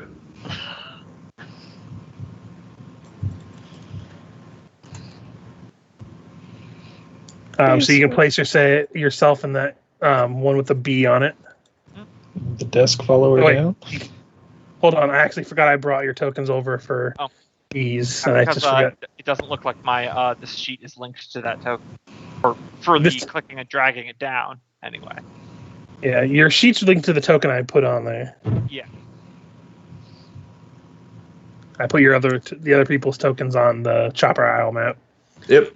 Let's drop a rope and tie it off to a tree a ways away that we know isn't going to fall down when this cabin falls down that we should have burned down. Is it alright if I do I have time to cure light wounds myself? Yeah. Okay. Yeah, as you fall down into this area, hold on. I just asked just in case something ferocious immediately jumped out at me. I didn't want to cheat. Yeah. As you fall down, this room is a ghastly scene. There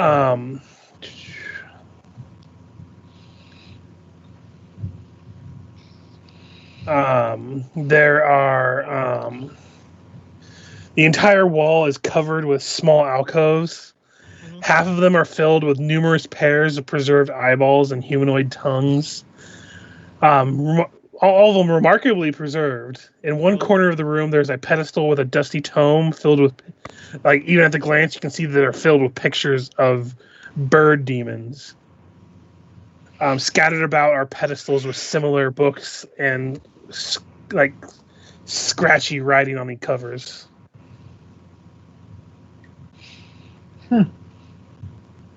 Once the rope is secured, Fix will be the first one down after Lucilla.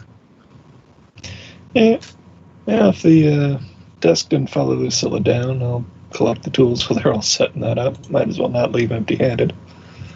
They are masterwork wood carving tools worth 100 gold. Because masterwork is just a certain amount of money, so. Mm-hmm. Yeah, the description of masterwork in the core rulebook makes it sound rare, but they're freaking everywhere. Yeah. That's why I didn't make you roll an appraise or some shit. Mm-hmm. I don't know why it's rolling my spells failure now. I don't have that as a bard. Hold I'll just set it to 0 so that way it doesn't do that.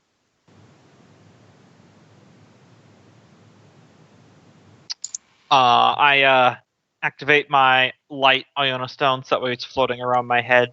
Mm-hmm. So I've got light.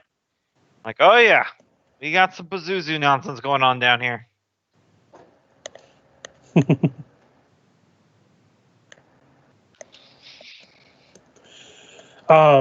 Yeah. Well, everyone, you can go. You guys can go ahead and make your way down to the area where Lucilla is. Lucilla, as you're down here, Gogmurt would follow her down there. So as you're down here first, you were the first one to hear this.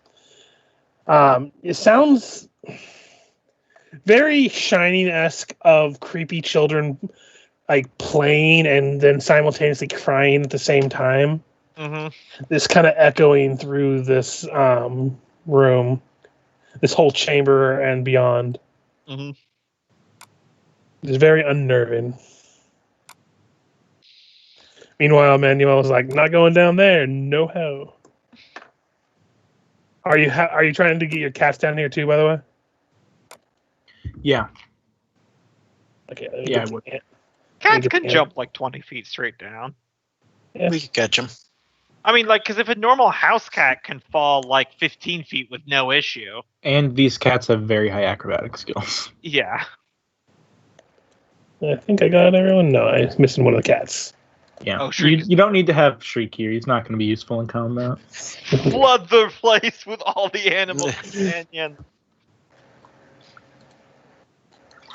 Which of Shriek the is basically a surveillance-only tool. It just comes in handy more often than you'd think. which cat do I have? Do I have Scrimshaw or Tangletooth? You have Tangletooth on the board. Okay. Junior.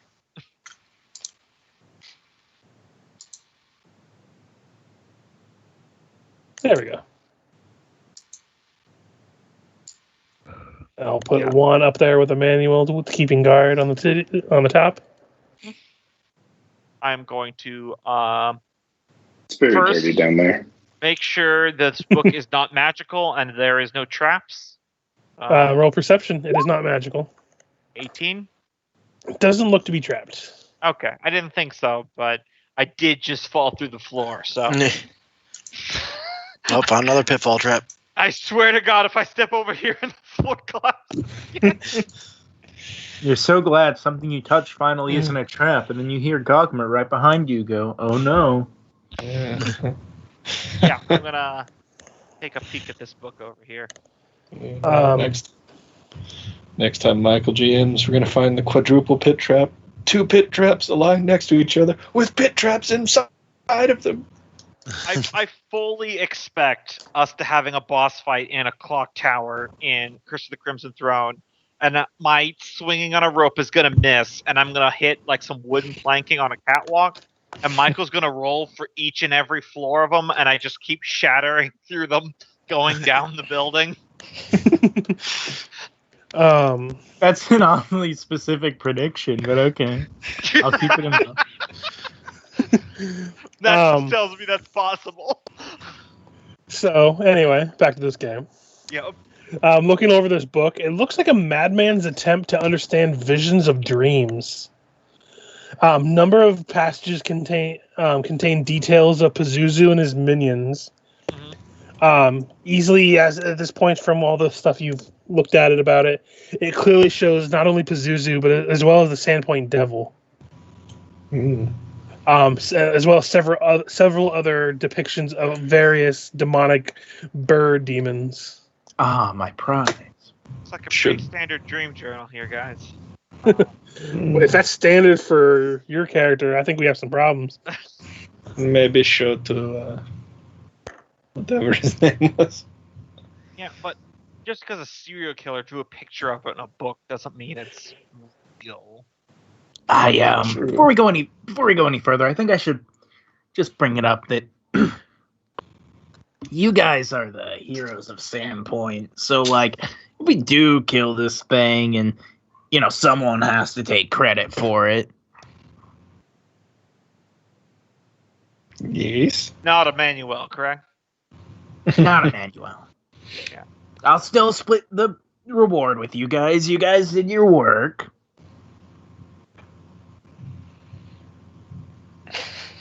So anyway, just not addressing it. Well, guess I could add this lovely piece of work here to my collection.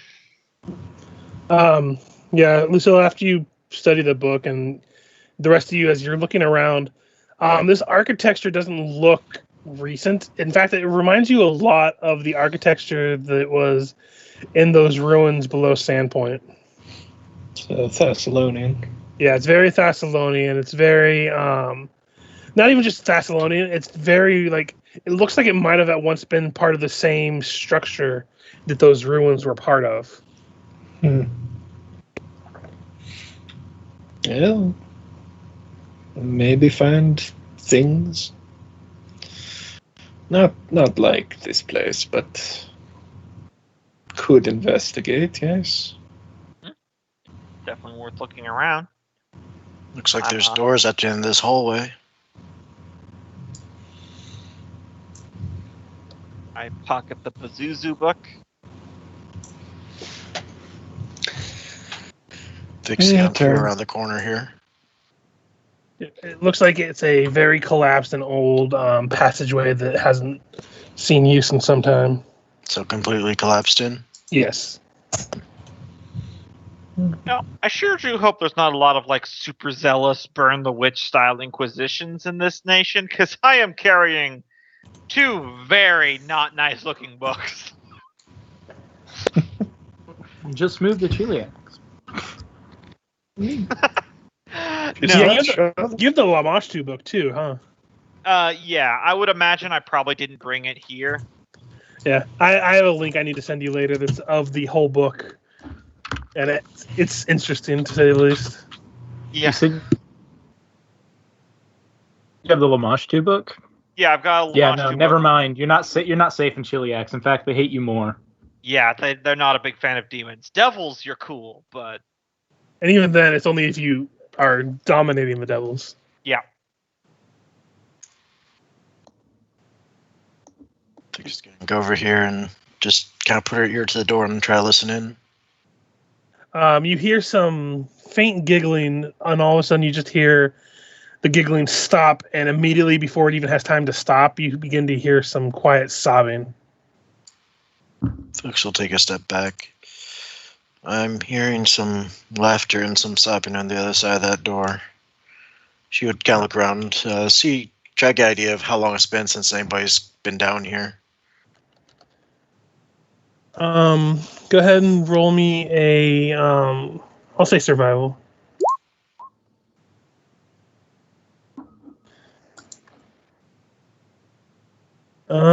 It looks to have been years. I can try to sneak in there and get a look at what's going on. Like a ghost situation? Not impossible. That's kind of what I'm concerned about. Go for it, Gogmurt. Okay. I'm going to use animal aspect to give me the aspect of a raccoon, Okay. which will just give me a +2 on the stealth. Activate He- Tanuki Gogmurt. He immediately goes towards the nearest trash can. Oh, man. Gogmurt looks back at Lucilla. Do you want to see if it's trapped first? Give it a peek. I make sure I have my dagger in hand just in case. Mm-hmm.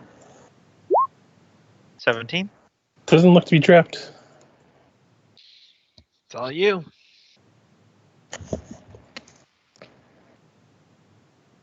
I'll go ahead and start revealing as you open the door. What's Emanuele doing? He's just chilling up top. I guess so. He was guarding the top. He didn't know that this would go on so far, and it's very dirty down there. Y'all are taking a really long time. What's going on? I don't know what happened to that polygon tool. Give me a second. Okay. There we That's go. a good sign. That's only a good sign. Only the best signs.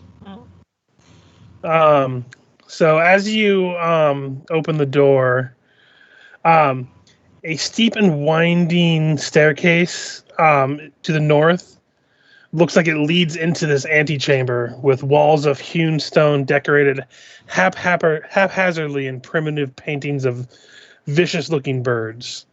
2 stone doors, each bearing strange symbols that resemble a 7-pointed star, stand on the eastern and western wall, the one you opened, the one opposite of it. The room is dominated by a looming man-shaped wooden statue with legs and talons of a giant eagle, 2 sets of eagle wings, a twisted gem-studded avian head, and a snake in place of genitals. Kinky. Snake penis.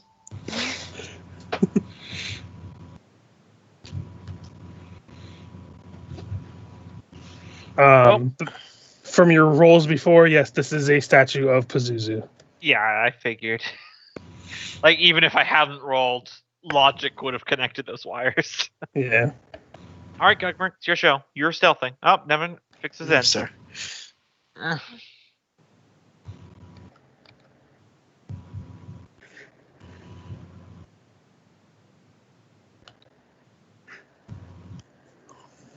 Sorry, I was muted. Looking out of the room here, see a lot of symbols on the floor here. Is there something I can roll to maybe tell if they interact when you step into the room or something like that? That would be either Arcana or you can just roll Perception. Then I do not have Arcana as a druid. Fun fact. So, Perception it is.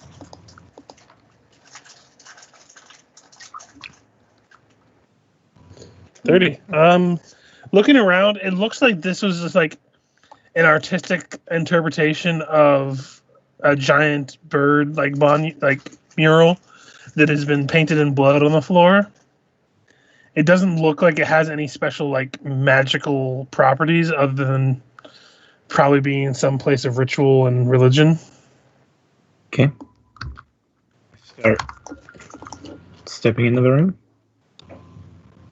Okay. As you step into the room, you get a better view of this giant statue with black onyx-looking gems in its eyes. It is definitely a sight to behold, as you're not unfamiliar with demonic statues being, a goblin, and generally that kind of goes hand in hand. But this is definitely one that you haven't seen worshipped before. Like, you know of it, even if only from people talking about it, but this one seems to be outside of the goblin wheelhouse. Gogmurt is going to say, which direction do we want to go? Well, I guess the other door. Yeah, I think the doors across the way would be the first place I'd want to look. Let's see if anything comes off my Arcana. Nope. So doors here. As you're all there, you begin to hear some sounds. I actually found a sound effect that perfectly encompasses it as you hear something coming down the stairs to the north. I am dashing behind the statue and stealthing. And so is Ris'sh.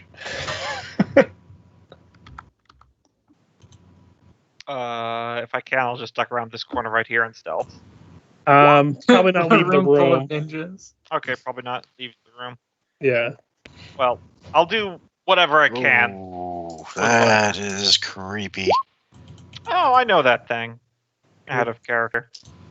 That 25, by the way, not a trained skill. That's just goblins.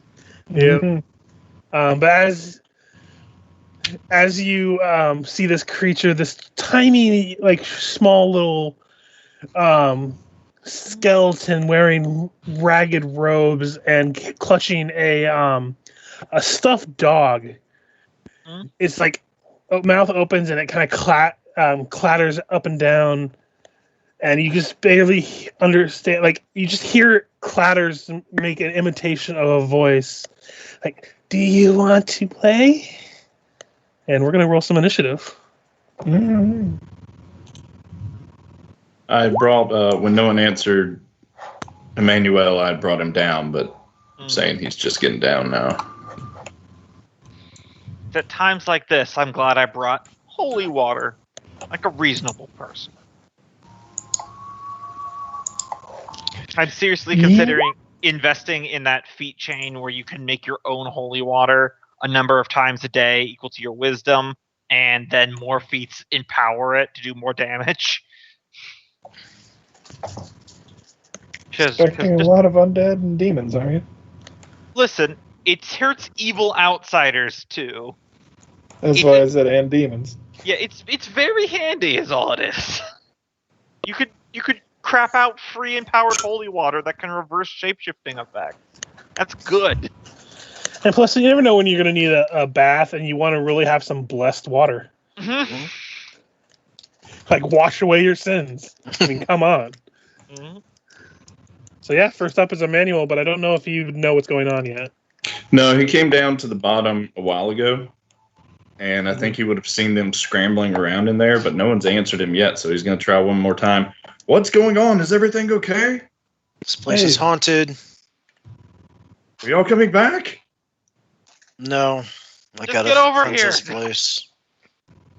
So he would start running when he heard the get over here. Get over Scorpion jumps out of the wall and just tears out your spine. I mean, that was Sub-Zero that did that, but anyway. Yes. Yeah. So Ephixa, you're up. Can I do a knowledge religion to figure out what this character or creature is? Go for it. What is the DC on those knowledge rolls? I think it's, I want to say it's like 5 plus the CR, but I could be wrong. Yeah, I'm looking it up right now. Let's see. The scales of common, uncommon, rare, and then CR. So I think it's like 5, 10, 15 plus. Okay, yeah. So you wouldn't know what it is. Okay. So then she would draw her scimitar and use her good blessing, which will cause it to glow with divine light, and say, I do not know what fate has befallen you if you were originally a child, but I shall cleanse you and end this torment you are locked into. She would step up. From behind the statue, she's like, yes, cleanse it, cleanse it. Cleanse it clean. That'll be your turn. Yep. I will say I did forget something, but it doesn't come into play right now, so you're good. So wait, what'd you do for your turn? You stepped up and... I used the good blessing to add 1d6 holy damage to my weapon. Gotcha. And that's a standard action, and then she just moved up. Okay. And Gogmurt.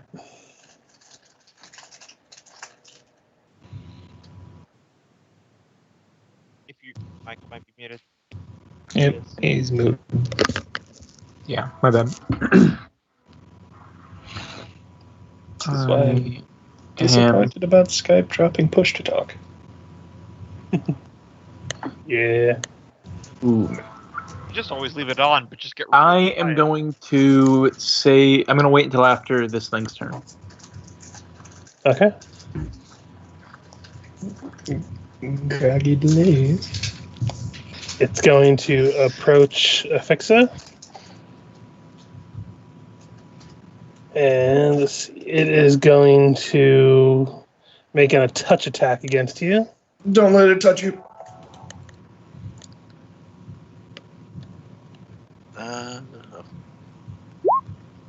And miss terribly. Yep. That's all it can do. Its face just kind of rattles again. Play. Gogmurt.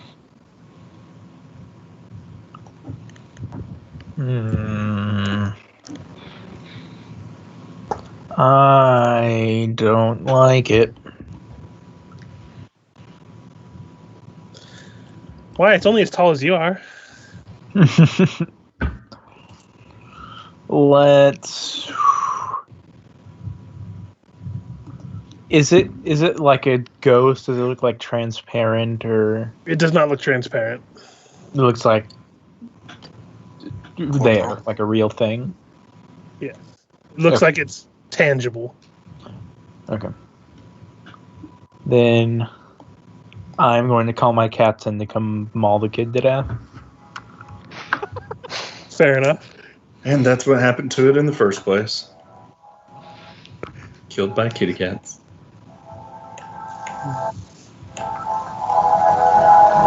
Yeah, that's some reverb there. It wasn't for me because it was still. No, it's Cope. The music's coming from Cope.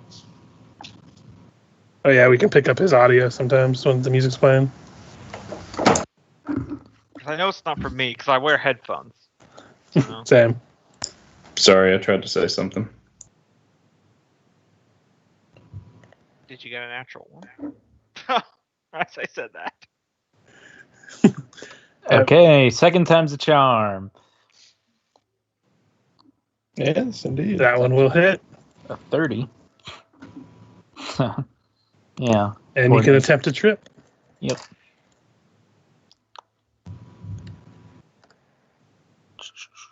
CMB.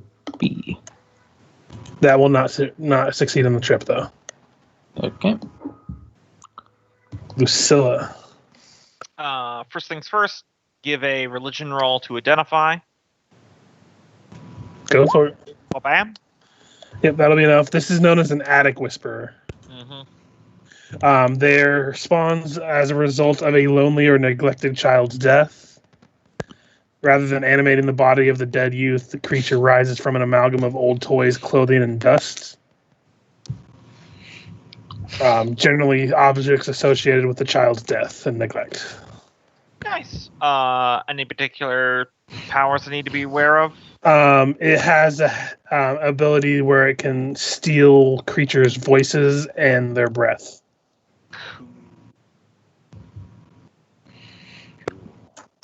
All right, everyone, keep an eye on your breath. I step Meanwhile, up. in my head, just Venture Brothers quotes, "A forsaken child." I step up behind Fix. I part my movement. I pull out holy water, and I say, "Here, let's play catch. Grab this," and I throw it at the child. Shitty damage, but 25, I'm pretty sure, hits a ranged touch attack. Yeah.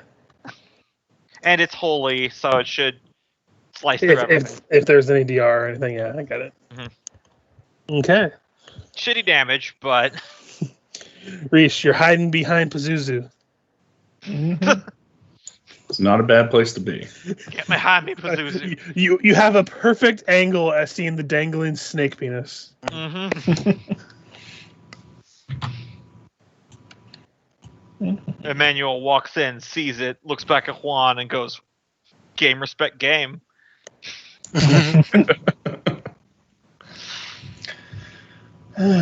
Not sure if it's worth dropping protection from evil on this thing.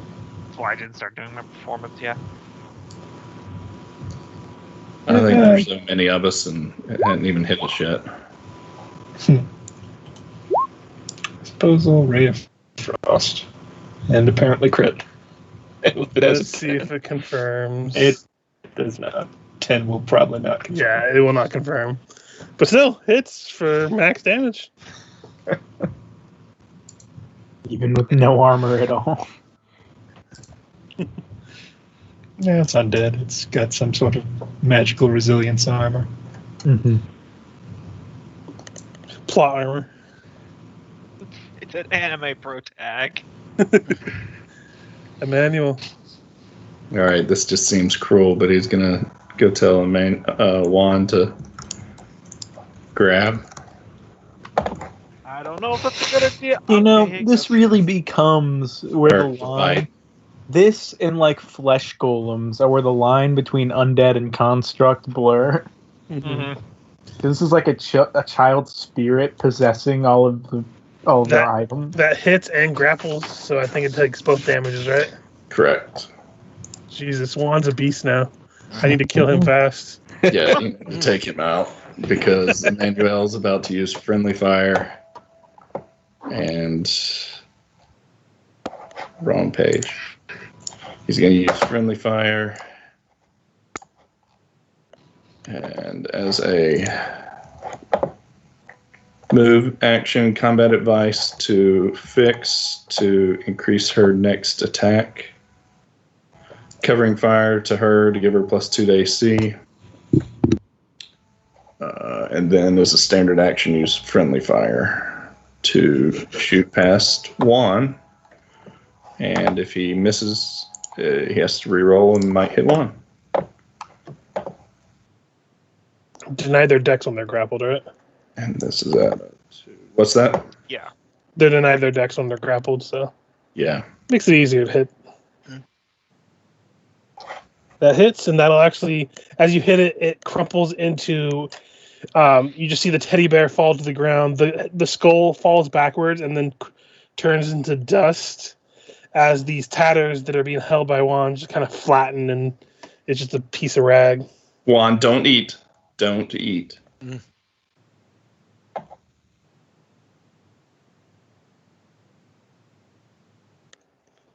That was disgusting. I think we should just burn this place down.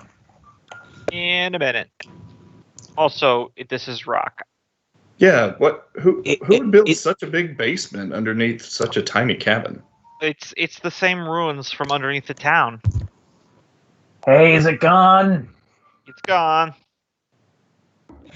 I wanted to check upstairs, but they can come from upstairs. That means we should definitely check upstairs. I mean, I can try if you want. What about that door over there? I get a terrible feeling from that door. I'll be fine with checking the door first. Okay.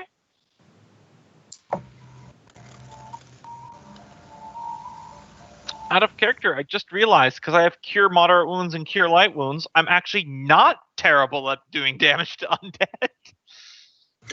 I always forget about the inflict spells with those. Yep. It is one of the few things I think I do miss in 5e. Yep. Because it is a fun thing. Anyway, sorry. Click here to learn more. About a minute. Page not found. Whoops, it just totally took me to another page. Yeah, I was just curious if it was going to work. Yeah, that token thing only works if you have it set up to do that. Mm. So users beware. Mm-hmm. All right. Okay, everyone, load back into Roll20. Right. Oh, did I kill everyone? Yes, we all touched the shiny destroy universe button. I'm back in game. Yep, I'm in. We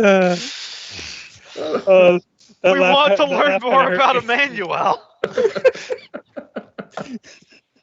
Desire to know more intensifies. Y'all fallen into his classic Okay, trap. fool me Something. once. Shame on. This one's Something, entirely different because Starship there's 40 Troopers, ahead would of you time. like to know more?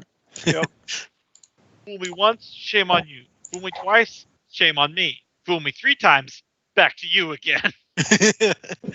Which is why I'm going to click on it, because you're fooling me, tricking me into thinking it's going to send me to an error page. Never go in against a Sicilian when death is on the line. How do we know it isn't a Nigerian prince? This session has just been positively silly. Oh yeah. I mean, yeah, so we needed a break from last session with just defeat. Well, triumph against the goblin demon, but defeat against our real foe. Yeah, we almost lost against the original boss. Well, we did once, and then we beat the sub-optional boss. More or less. Vix is going to take some time to investigate the statue, see if there's any sort of anything more to it than it just being a statue. Roll perception. Gonna rub on the snake a little bit. Looking at it, The only thing that really stands out are the onyx gems in the eyes. They look like they might be worth something, but otherwise it just looks like a creepy shrine that's devoted to a mad god. I wouldn't touch the onyx gems, by the way. I say that out loud. I'm gonna detect magic at him. No magic. Yeah, that's magical. Maybe self or something. Yeah. I'm always nervous with the idea of doing stuff to shrines. Personally, I don't mind defacing shrines like these. Climb up with my knife and try and pry him out. I step back. I'm not so much worried about the sacrilege as much as something very powerful getting very pissed off.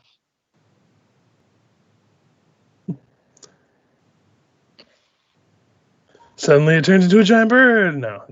You pry at the eyes and they come free. So you have 2 onyx gems that are worth probably anywhere from like 10 to 50. You're not quite sure without a roll. Good on you, Ris'sh. Always look to be acquired. Suddenly it turns into a giant bird. And disappeared.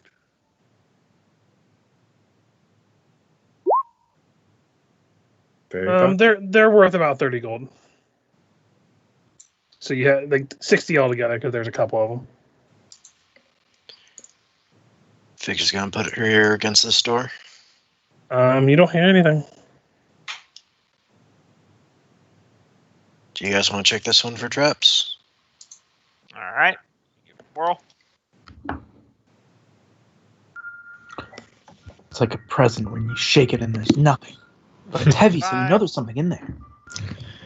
Ris'sh pulls out the crossbow they just bought and loads it. Yep. There's no sounds on the other door. It doesn't look trapped at all. All right. Slowly open.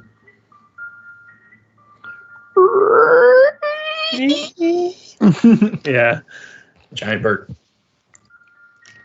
Inside, you see another hallway that leads to another set of stairs. This one going down.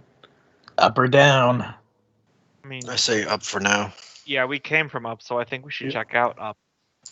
To save you time, since it doesn't really go anywhere on the map, as you go up that pathway, you eventually find a stone slab, and as you move it aside, it looks like it was a secret exit from out of this area that leads up to the top again. Okay, so that's our Skyrim shortcut exit. Yep. Oh. Or Fallout. Let's take a minute to gather our ropes. Might need them down here later on. Yep. Yeah, So, gather the ropes. Credit where credit is due on Skyrim, though. That very first dungeon for the story, if you hop up to the cave that you exit out of, there actually is a lever on the other side that you can get into the end of the dungeon just by pulling. Mm-hmm. Because whoever designed that first one thought, whoever designed this in fiction would want this openable from the outside, too. Mm. Mm-hmm. All right. Yeah, that's kind of how you want shortcuts to work. Mm-hmm. All right. Ephixa, go ahead and roll me a perception, since you're the one closest in. I think we should hurry it along. The less time we're down here, the less time more child creatures can find us. Yeah, Ephixa, you don't see anything. Okay.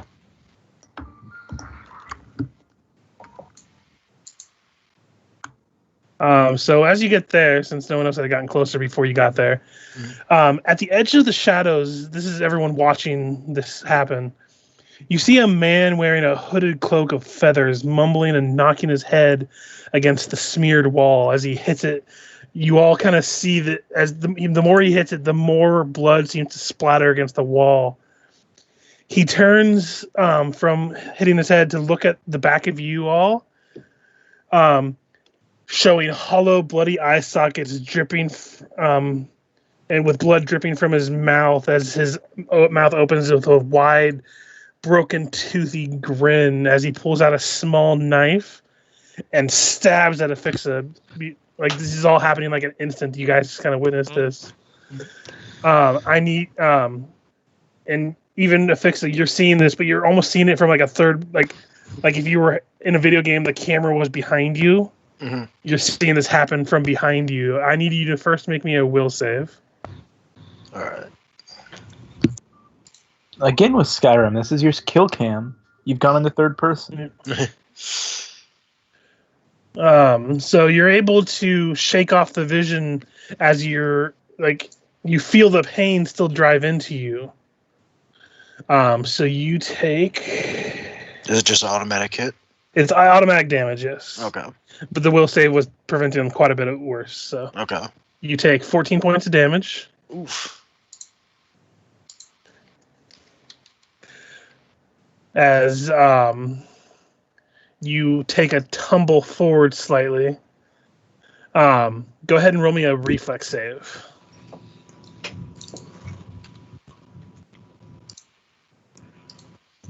Ooh, that's not good.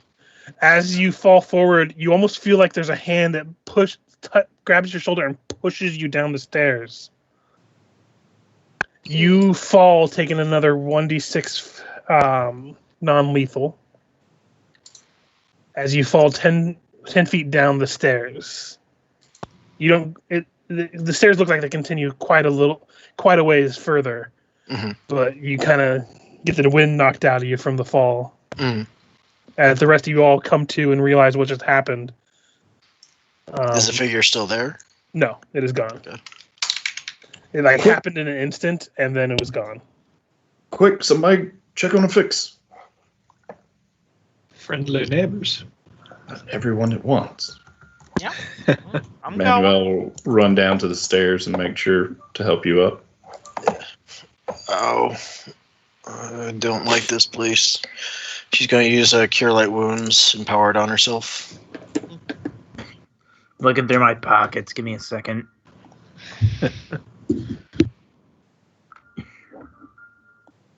Here, I got a potion if you need it too. Oh, Gogmurt just cured you. Oh, Yeah. or that too. +9. I'll use my own. Well, I was going to, but okay. We'll hold off on that for now. How do you guys feel that your quote cleric is a neutral evil? I mean, I've played as a healer in many video games. I always feel like I'm neutral evil anyway, so it seems fitting. Fixes. Seeing to your path towards redemption. I forgot where I saw it, but I think I saw someone made a joke about World of Warcraft where it's like, we're doing terribly. It's all the healer's fault. And the healer said, you know what? I'm just going to stop doing anything. And then everyone just instantly died. Yes. That's like every video game. That's why they are neutral evil. If somebody continuously pisses you off by running ahead, You never mess kill them. with the white mage.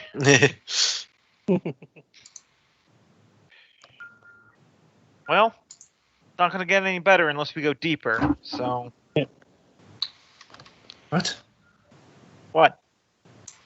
Alright, well, I'm already halfway down there, so. As you walk down the stairs, you start walking down. It's a good 80 feet down this stairwell. Though before you get to the very bottom, you see the seawater seems to gently lap against the very bottom of the stairwell. But like 10 feet up from the bottom, you see a pathway, like a small pathway that's partially collapsed, leading to. I'll go ahead and reveal it.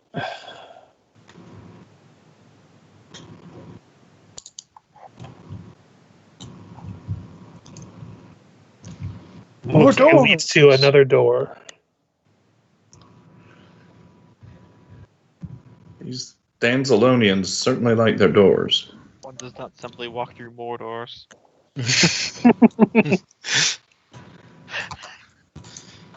I mean, you say that like actual like keeps and shit don't have doors everywhere. I know. Listen, the memes. I get it. I mean, you've seen the shit I post. I am the memeiest meme lord of the group. Oh no, I know.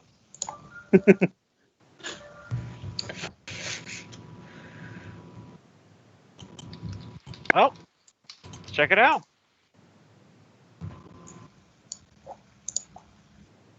I'll hit this door with the perception. Yep. 17. 17. Doesn't look to be trapped. All right. Who wants to do the honors? Guess that's Gogmurt then. Yep. Open it up. As you open it up, the air wafts and hits you with the scent of heavy mildew and rot in this tiny, dingy room. Tiny bone carvings of horrific winged creatures lay scattered about the room. A moldy blanket in one corner indicates this room was once inhabited. Leathery papers lay scattered amidst the rubble and shards of bone. Amidst the rubble and shards of bone. Sorry. In the center of the room is a small hole in the floor. The rubble. These are just props. This is all a setup. Suddenly, This is acid someone's quicker sick game. busts out. All right, Rockfall, sorry. Fortunately, sorry, nobody Richard. dies because they're just props. Sorry, Richard. You're good. I blame Kenneth for that one. Yes, I blame me too.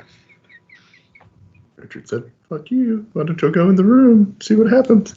Yeah. Okay, what kills us in this room, Richard? I don't know, figure it out. Except for traps. Do we ever search for traps? Okay. I searched for the door. I'll hit the room with a detect magic, though. You do detect magic. Any particular location or type? You see it's emanating from the hole, and it is conjuration. Okay, good stuff. So there's magic emanating from that hole right there. It is conjuration magic. So fairly high chances it could be. Summoning. Yep. Just in case, I'm gonna hit myself with a mirror images real quick. Yep, gravity mode. It did not roll, so I'll roll it real quick. Hey, 5. And that'll be the extent of my play. Nowhere. Ephixa, you entered the room, and other than the debris across the floor and the blanket there, the only thing noticeable is the hole. She can go around and kind of lift the blanket with the tip of her scimitar. You move the blanket. Yeah. As you move it, you see the remains of a small child curled in the fetal position, clutching a moldy, stuffed hound doll. The doll still retains the noticeable red color. Mm-hmm. Is that a child's body? Yeah. That old armorer. He apparently lost his wife and child during the murders, and they never recovered the child. Fix will start bundling up the kid's remains. As long as you don't think it's a trap. I mean, isn't traditionally to salt and burn it, but I want to take this to a more sacred place, and You may want to confirm. He probably could by the stuffed animal. my suspicion is that the figure we fought up above was the spirit that this originally belonged to. Well, it might be some closure for the old armorer to be able to bury his boy. Either way, I'm not leaving a child's remains here. No, of course not. We'll take him. Meanwhile, Ris'sh has picked up a little pebble, cast a light on it, and tossed it into the hole. Yeah, I'm looking down the hole. The hole itself isn't very deep. It goes maybe 2 feet down. Inside is a stack of papers. Just some of them are crumpled up and thrown in like a ball and thrown in there. Some of them are all laid neatly and stacked. Some of them are just haphazardly thrown inside. Shit. No one has Mage Hand as a thing they know by chance, do they? Don't have prepared. You're a mage and you don't prepare Mage Hand? How dare you? Sigh.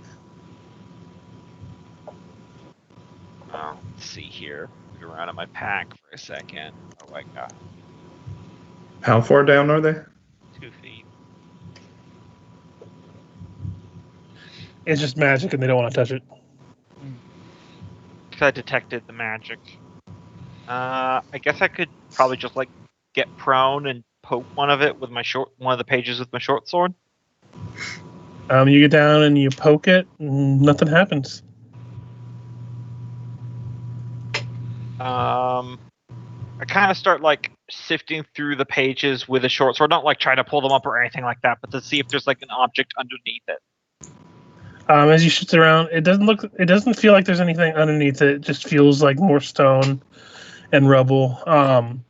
The papers themselves, you turn them around. Some of them have more sketches and then Pazuzu. You see vague, insane-looking writing that is a mixture of almost what looks like journal writing as well as abstract shapes and designs of creepy and evil-looking birds. Using detect magic again, is it coming from the pages or something else? It's coming from one particular page as you're shifting it around, yeah. Okay, well, if anything happens to me, guys, and I have to like stick my head in there because I'm so small. And your head gets cut off. Yep, that figures. No. If I start screaming, someone grab my ankles and pull me up, okay? Okay. Sorry, that move didn't work for my character, Gombo.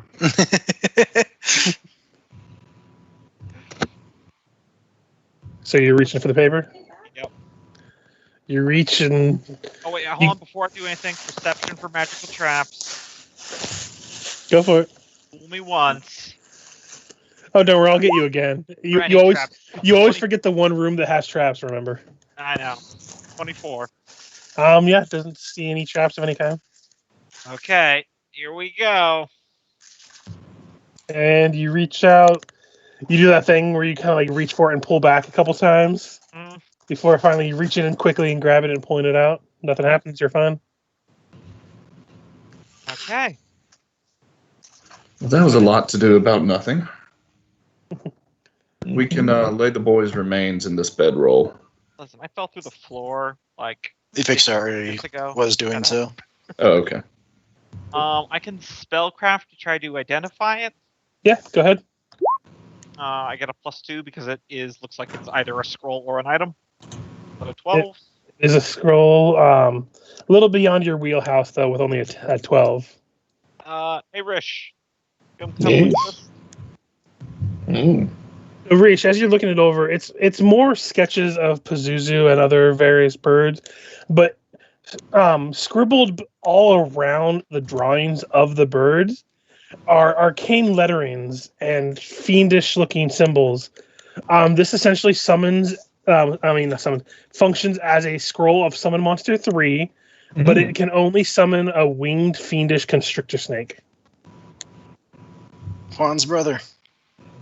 I'll take it.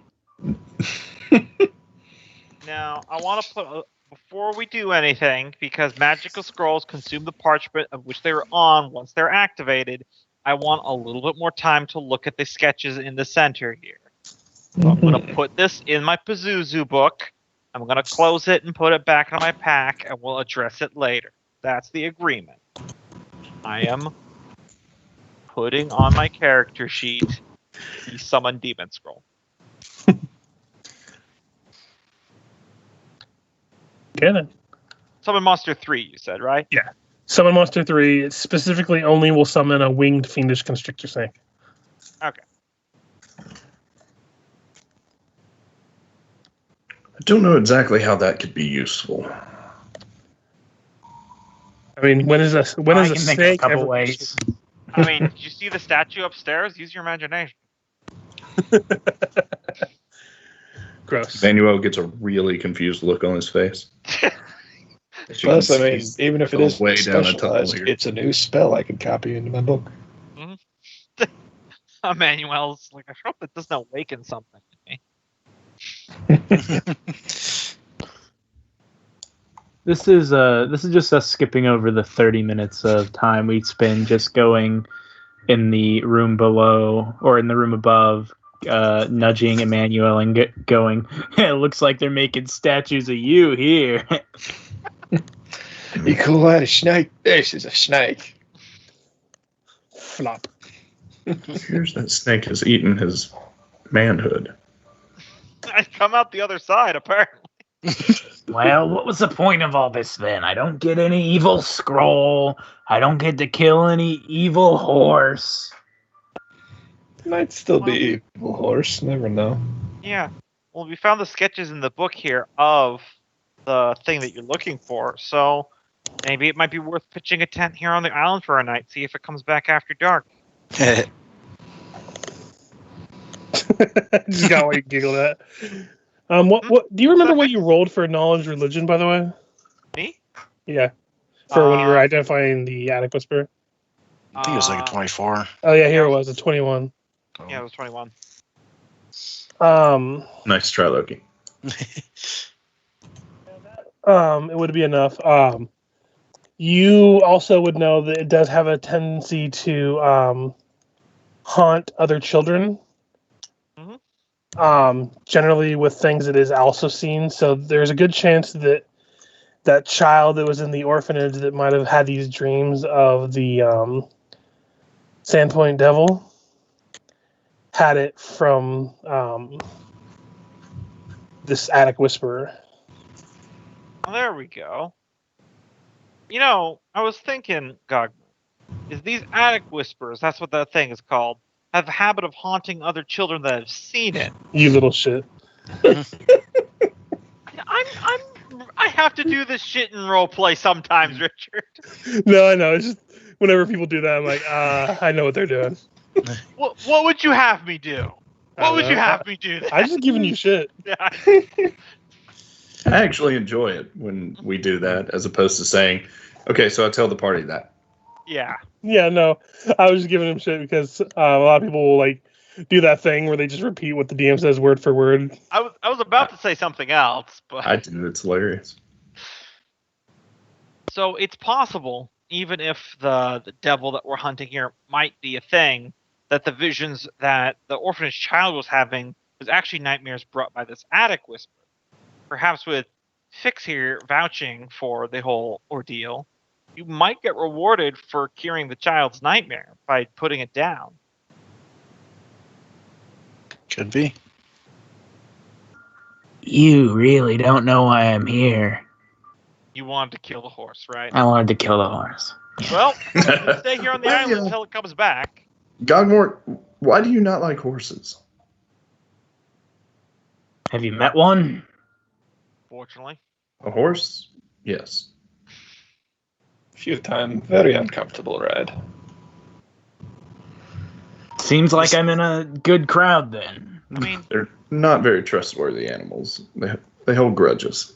better than a But Wait, how did it end up with 3 of the 5 party members hating horses? I I have no don't idea, but I looked down and I was like, one rides a snake, one's never been in a culture that rides horses for one is a lizard. and I'm at kicking level. Yeah.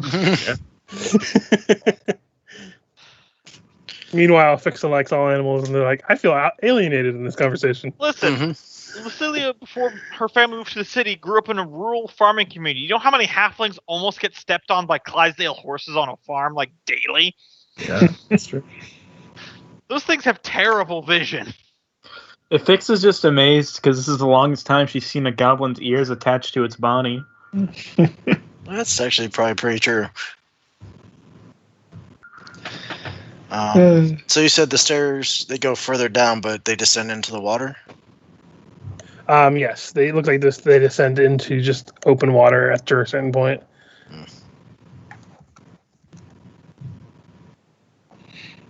Well, I could go take a look.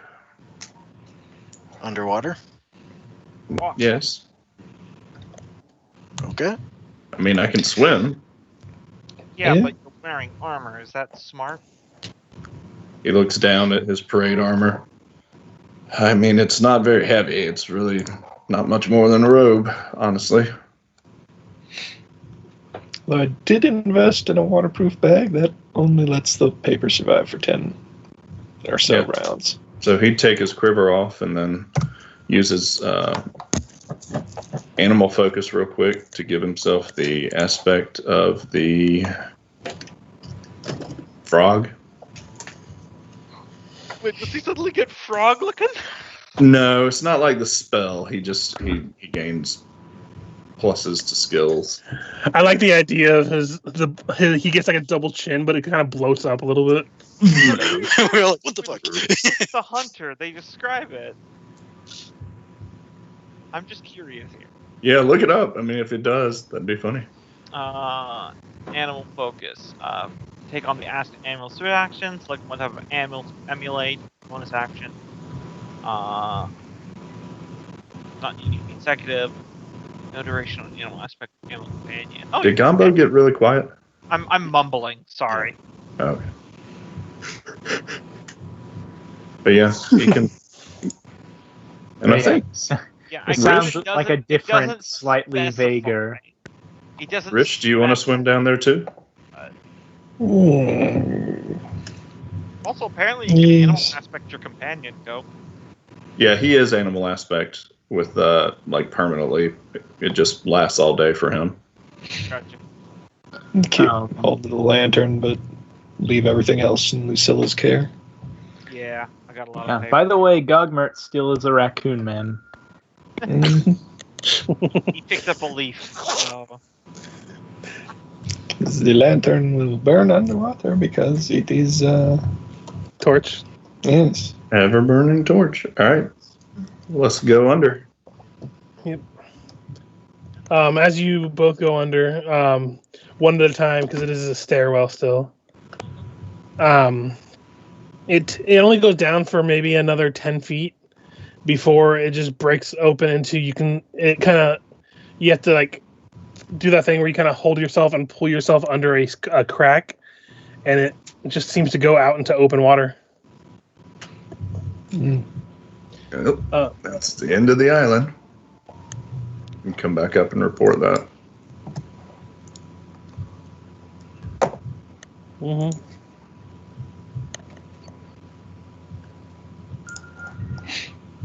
Well, want to set up camp and hunt for this horse devil, or take the bones back to town? I mean, we could leave the rope that we set up on the edge of the island and come back. It's not like a binary choice.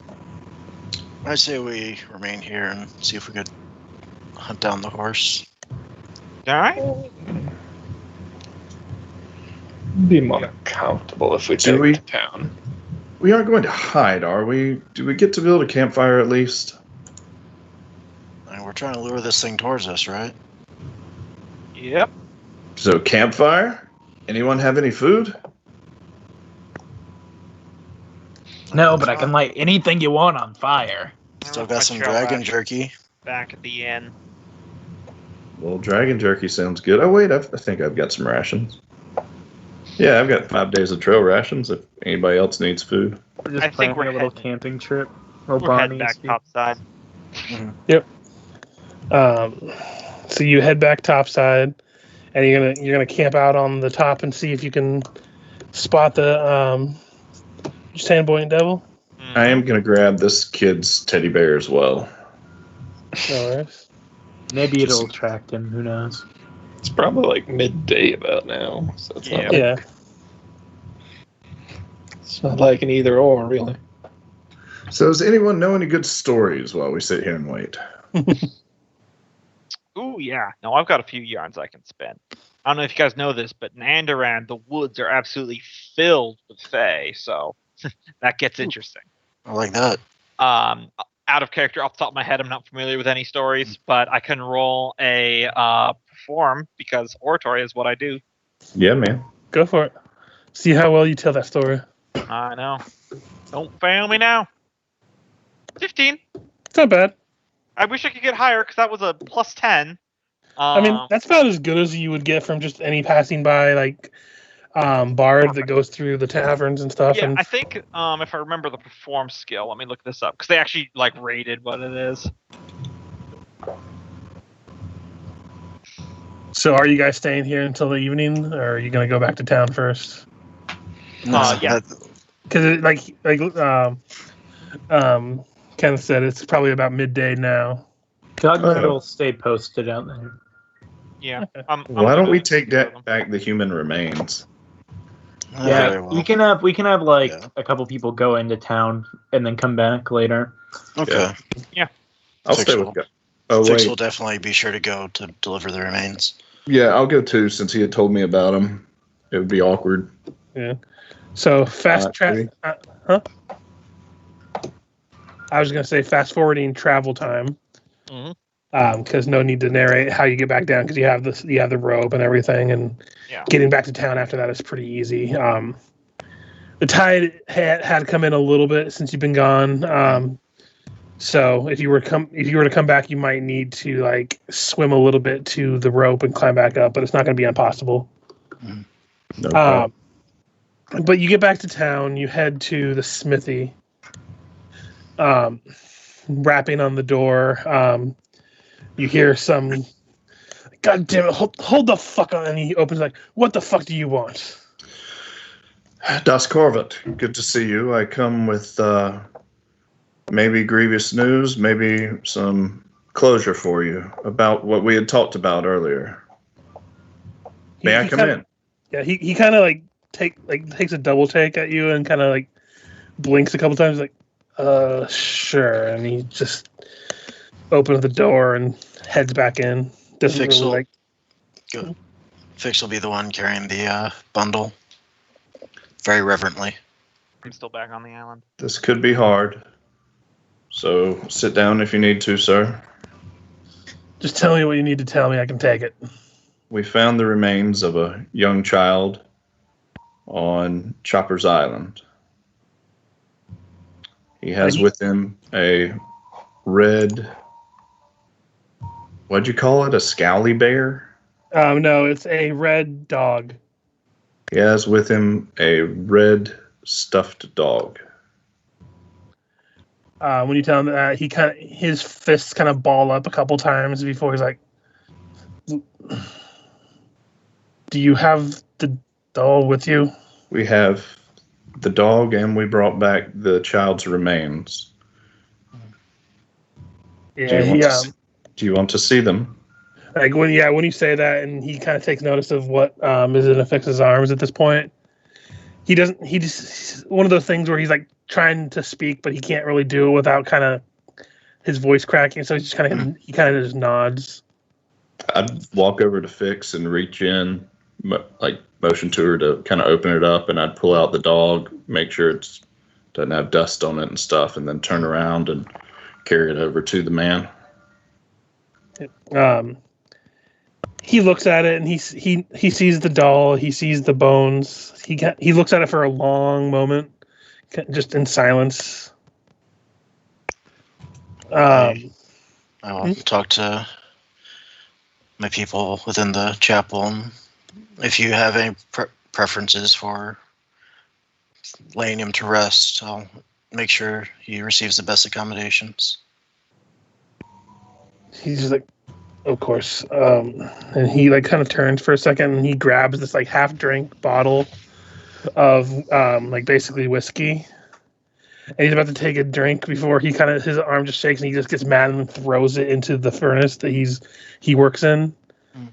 And kind of starts like not quite screaming, not quite crying, but kind of in between. Fix is gonna try it. She's gonna go in and try to give him a hug. He pushes you right away. You know he's still like, even before he lost his family. Das Corvette has been known as the guy in town that has always just kind of been an asshole. She's still wanted to try. Yeah. Das Corvette, you've had a huge bit of information come upon you today. We'll leave you and let you be with your thoughts for the evening. Nothing will be done. You can, I assume, come to the church tomorrow, Fix? Yes, of course. Would you like me to deliver the remains there, or do you want me to leave him here with you? It's like, no, take him to the church. I can't deal with that right now. It's like, he looks over at Emanuele's like, well, you did what you said. If you ever need anything made or improved upon, do it for free. I appreciate that, but you don't need to think about that right now. You reconcile yourself, and if there's anything else we can do for you, let us know. Sorry for your loss. He just kind of grunts and goes back and tries to go find a new bottle of liquor that he hasn't destroyed. But yeah, you leave, and you hear some thrashing about inside. You see some onlookers of the town kind of see what's going on, but not really sure what's happening. But you take the remains to the church. Tell them basically the gist of what happened. There's some of them that are kind of taken aback by the fact that you guys went to Chopper Island. It's one of those things that people just don't do, so it's like oh kind of attitude. But they take the remains and they say that they'll say their proper prayers and wait until the father's ready to bury them next to the mother and everything. You take your leave, I imagine, and make your way back to Chopper's Isle to camp with the rest of them to see if you can find that Sandpoint Devil. Yeah, Fix would stop by the bakery along the way and get some campfire treats. Campfire snacks. Campfire snacks. Oh, that's good thinking. Yep. Manuel might get a couple bottles of wine. Fix will drop a couple silver on those goods. Yeah, you get a nice bunch of pastries. Get some wine. I know, probably pick up some kebabs. Make a big day of it. You make your way back. The rest of you were all still up there, kind of keeping watch out. As you all reconvene, the day turns into night. And in a very cinematic moment, we kind of zoom out of the party until we get a full picture of the town as it slowly zooms in closer to the eastern riverbed. I'll go ahead and put you over to this map so you can see where I'm pointing at. Over here to the mill pond. It zooms in and in. Eventually, you get a close-up of the lumber mill. If it was a camera, you'd see it just like downward swoop into the doorway of the lumber mill. Inside is a 20-something-year-old man. Women's legs wrapped around him. His pants below it on his ankles. You can see a girl's fiery red hair being blocked by his face. Clearly in the midst of some kind of tryst. With the camera view, you see a shadow step up behind them before the woman kind of looks up and her eyes go wide, and before she has time to scream, you see the guy's back arch up as something happens to him as the screen fades to black. And we'll go ahead and end it there. Slasher flick. Yep. Was that an O-face? I mean, oh my god, maybe.